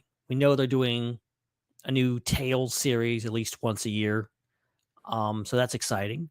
But the new long form TV show, what's it going to be? What is Lucasfilm Animation going to be working on long term? And it appears that was answered at the 20th anniversary Lucasfilm Animation panel last week, not long after we went off air last week. Maul Shadowlord is the new show. Sam Witwer's coming back to voice Maul. You've probably already heard all of the details. In fact, but also there's a lot of stuff still coming in. Like like Sam Witwer's out there talking. There's all kinds of stuff happening. Still very exciting. So we're still even as we speak, there's still details coming in. But Chris, what were your first initial impressions of Maul Shadowlord? Wow. Okay, so go back in time to 2016, I think. 2017. There we go. Go back in time to 2017. And we got this movie, Solo, A Star Wars Story. And that movie was not a one-off. That was not a standalone movie. That was the first movie in a trilogy. Very clearly. It was all about setting up the plot of what I believe this TV show is going to be. And so it was very frustrating and disappointing after that movie did not do well in the box office, and not only was potential plans for sequels stopped, but even other Star Wars spin-offs were put on hold and stopped as well at that time. Like, very frustrating, because despite how the movie did when it comes to the money that it made in theaters, that was a really good movie. Solo is one of the better of the Star Wars films. It's one for one. Yeah. It was a very good movie. It was very entertaining.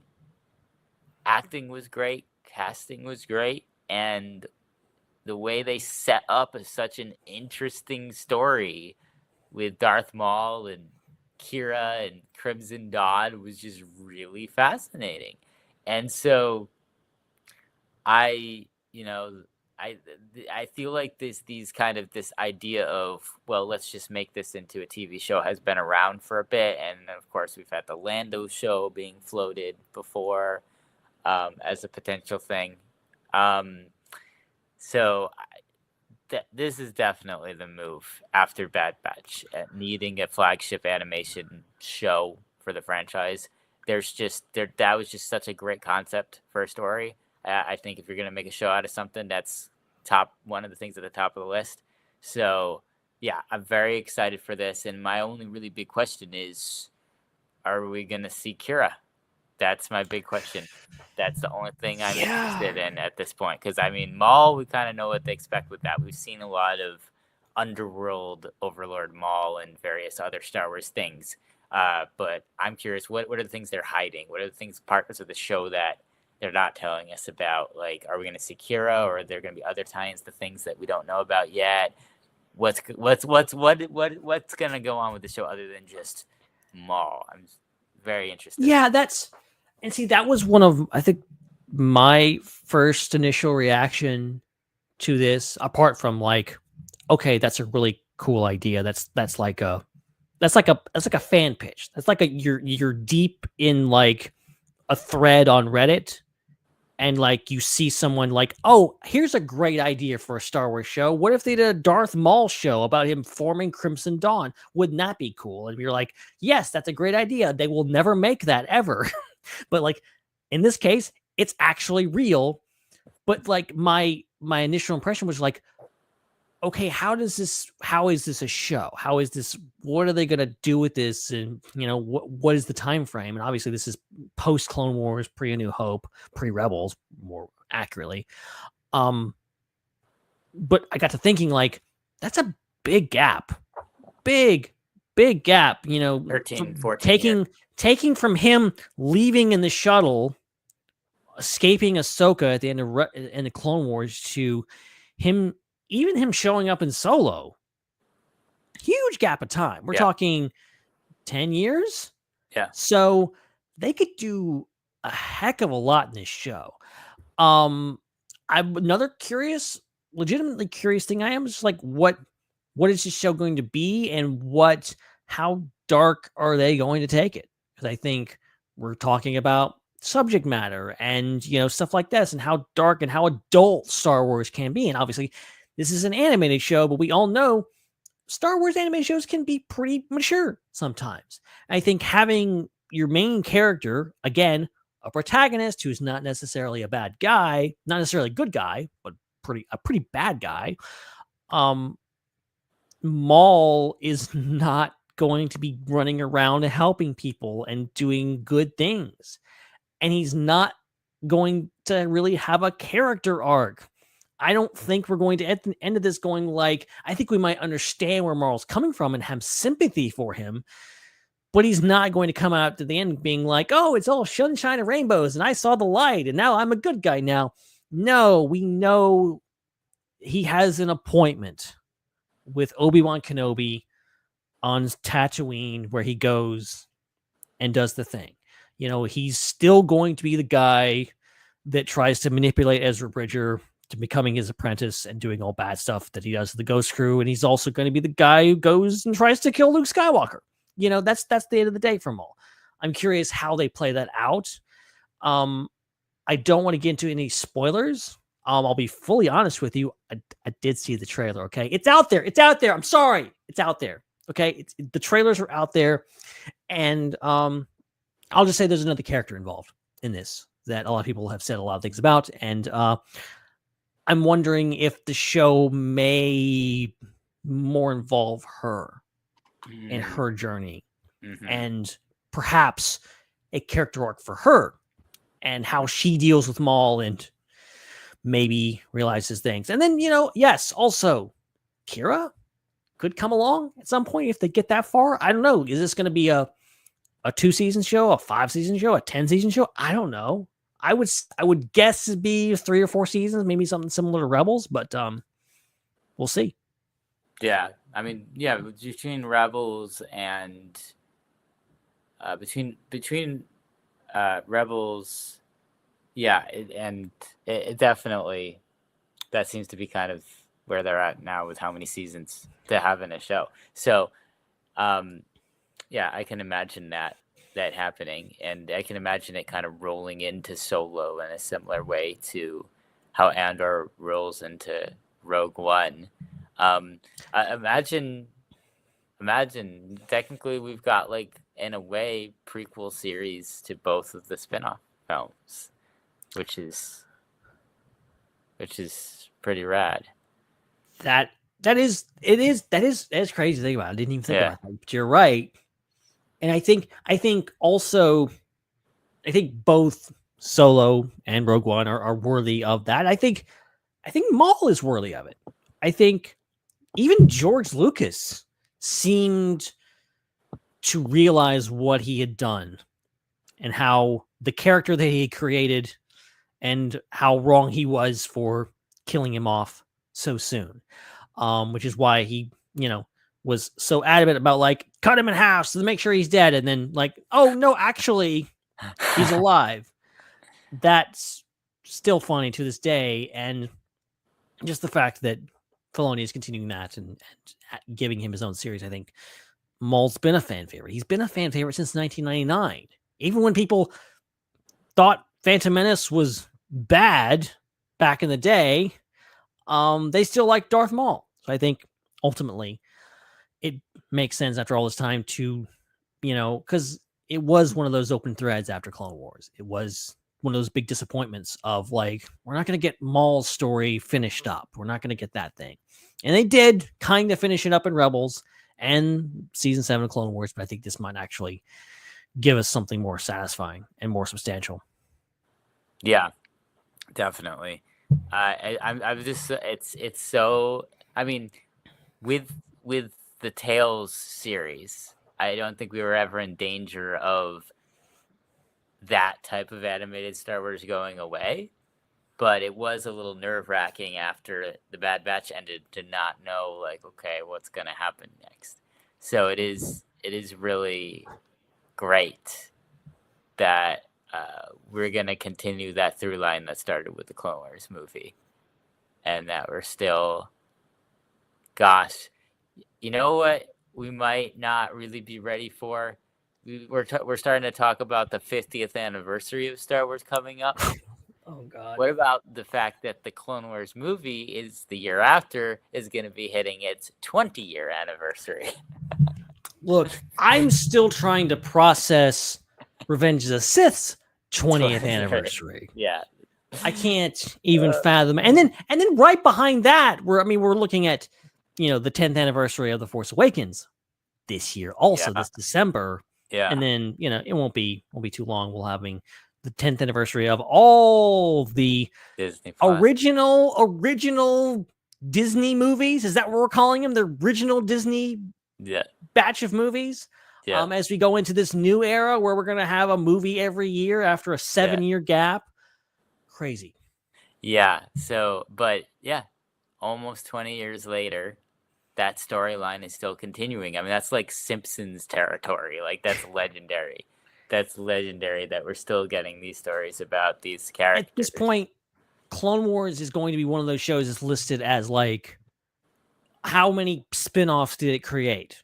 Like, technically, like, Rebels, you could kind of say is a spin-off of Clone Wars, even though it isn't. It kind of is. Oh, it is. Bad Batch. Unfortunately, it is. It's not, we will go back. Let's go back to 2014, 2015. All we're talking about was this show is great with great characters, but they keep giving the screen to the Clone Wars characters. But at that point, we were wanting that. I was mad that Rebels was a thing when I first heard it announced, because I'm like, they're not giving us proper Clone Wars continuation, blah, blah, blah. And I mean, Bad Batch is obviously absolutely a spinoff of that. Yeah. And then, I don't know, it's not literally, but figuratively, The Mandalorian. Kind of. Oh, yeah. Oh yeah, Mandoverse. Mandoverse it definitely. Clone Wars.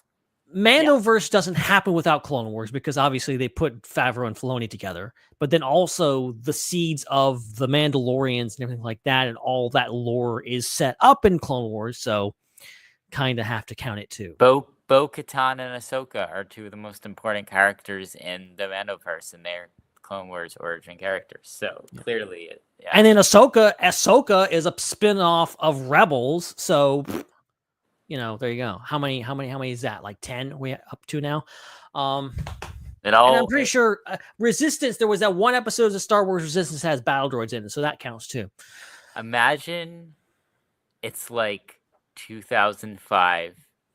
It's 20 years ago.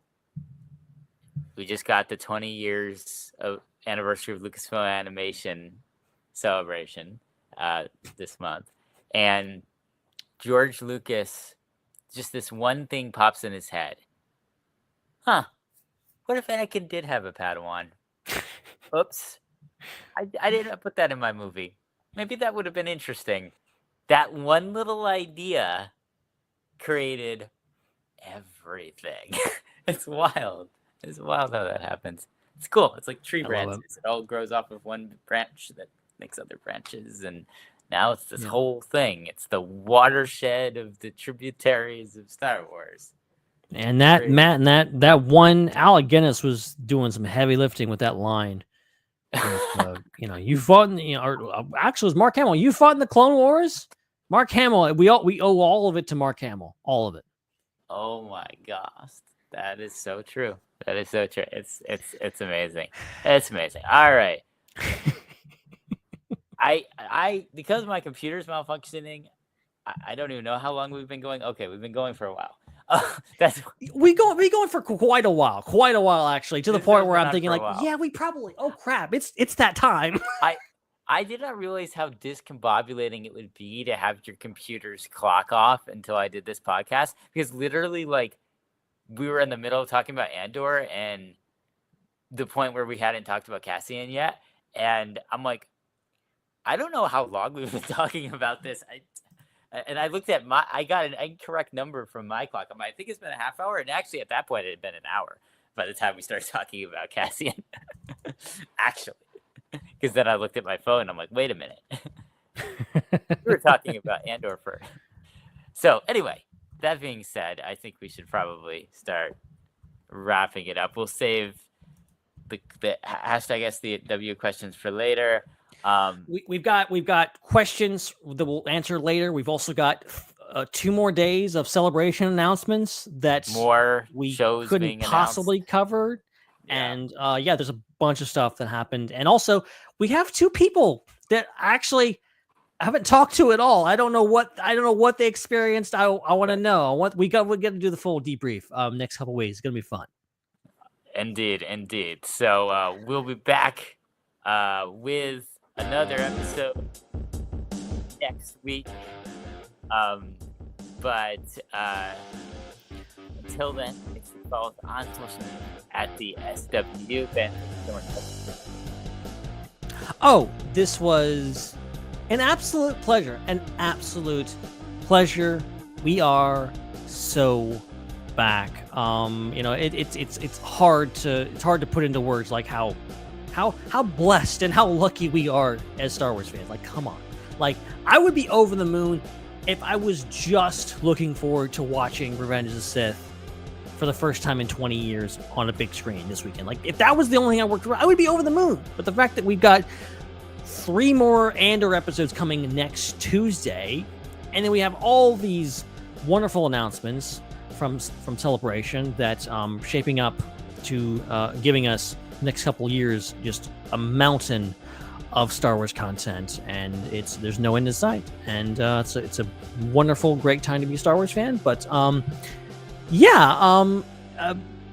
don't know what to say at this point. It's just freaking overwhelming, and there's not enough time. We could do a podcast every single day, or we could do 2 podcasts a day and still not cover everything. So that's where we're at right now. Thanks guys so much for sticking with us, and we'll be back next week, I think. Heck yeah.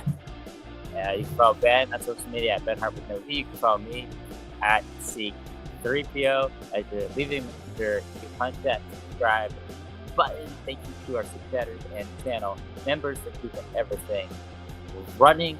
And please leave a review as well on this listening to us on, and make sure you subscribe to that so you can get more episodes in the feed there. Don't forget to join our Discord. Link is in the description. So fun to go over there, watch parties, game nights, lots of great stuff you can open up Star Wars and many other topics. And of course, check out all the other shows we have on our network, Raeside, Tales from Beyond the Galaxy, Tractor Beam, and more. Alright, that is it. We're out of here. Until next time, or bad, my name is Chris, and may the Force be with you.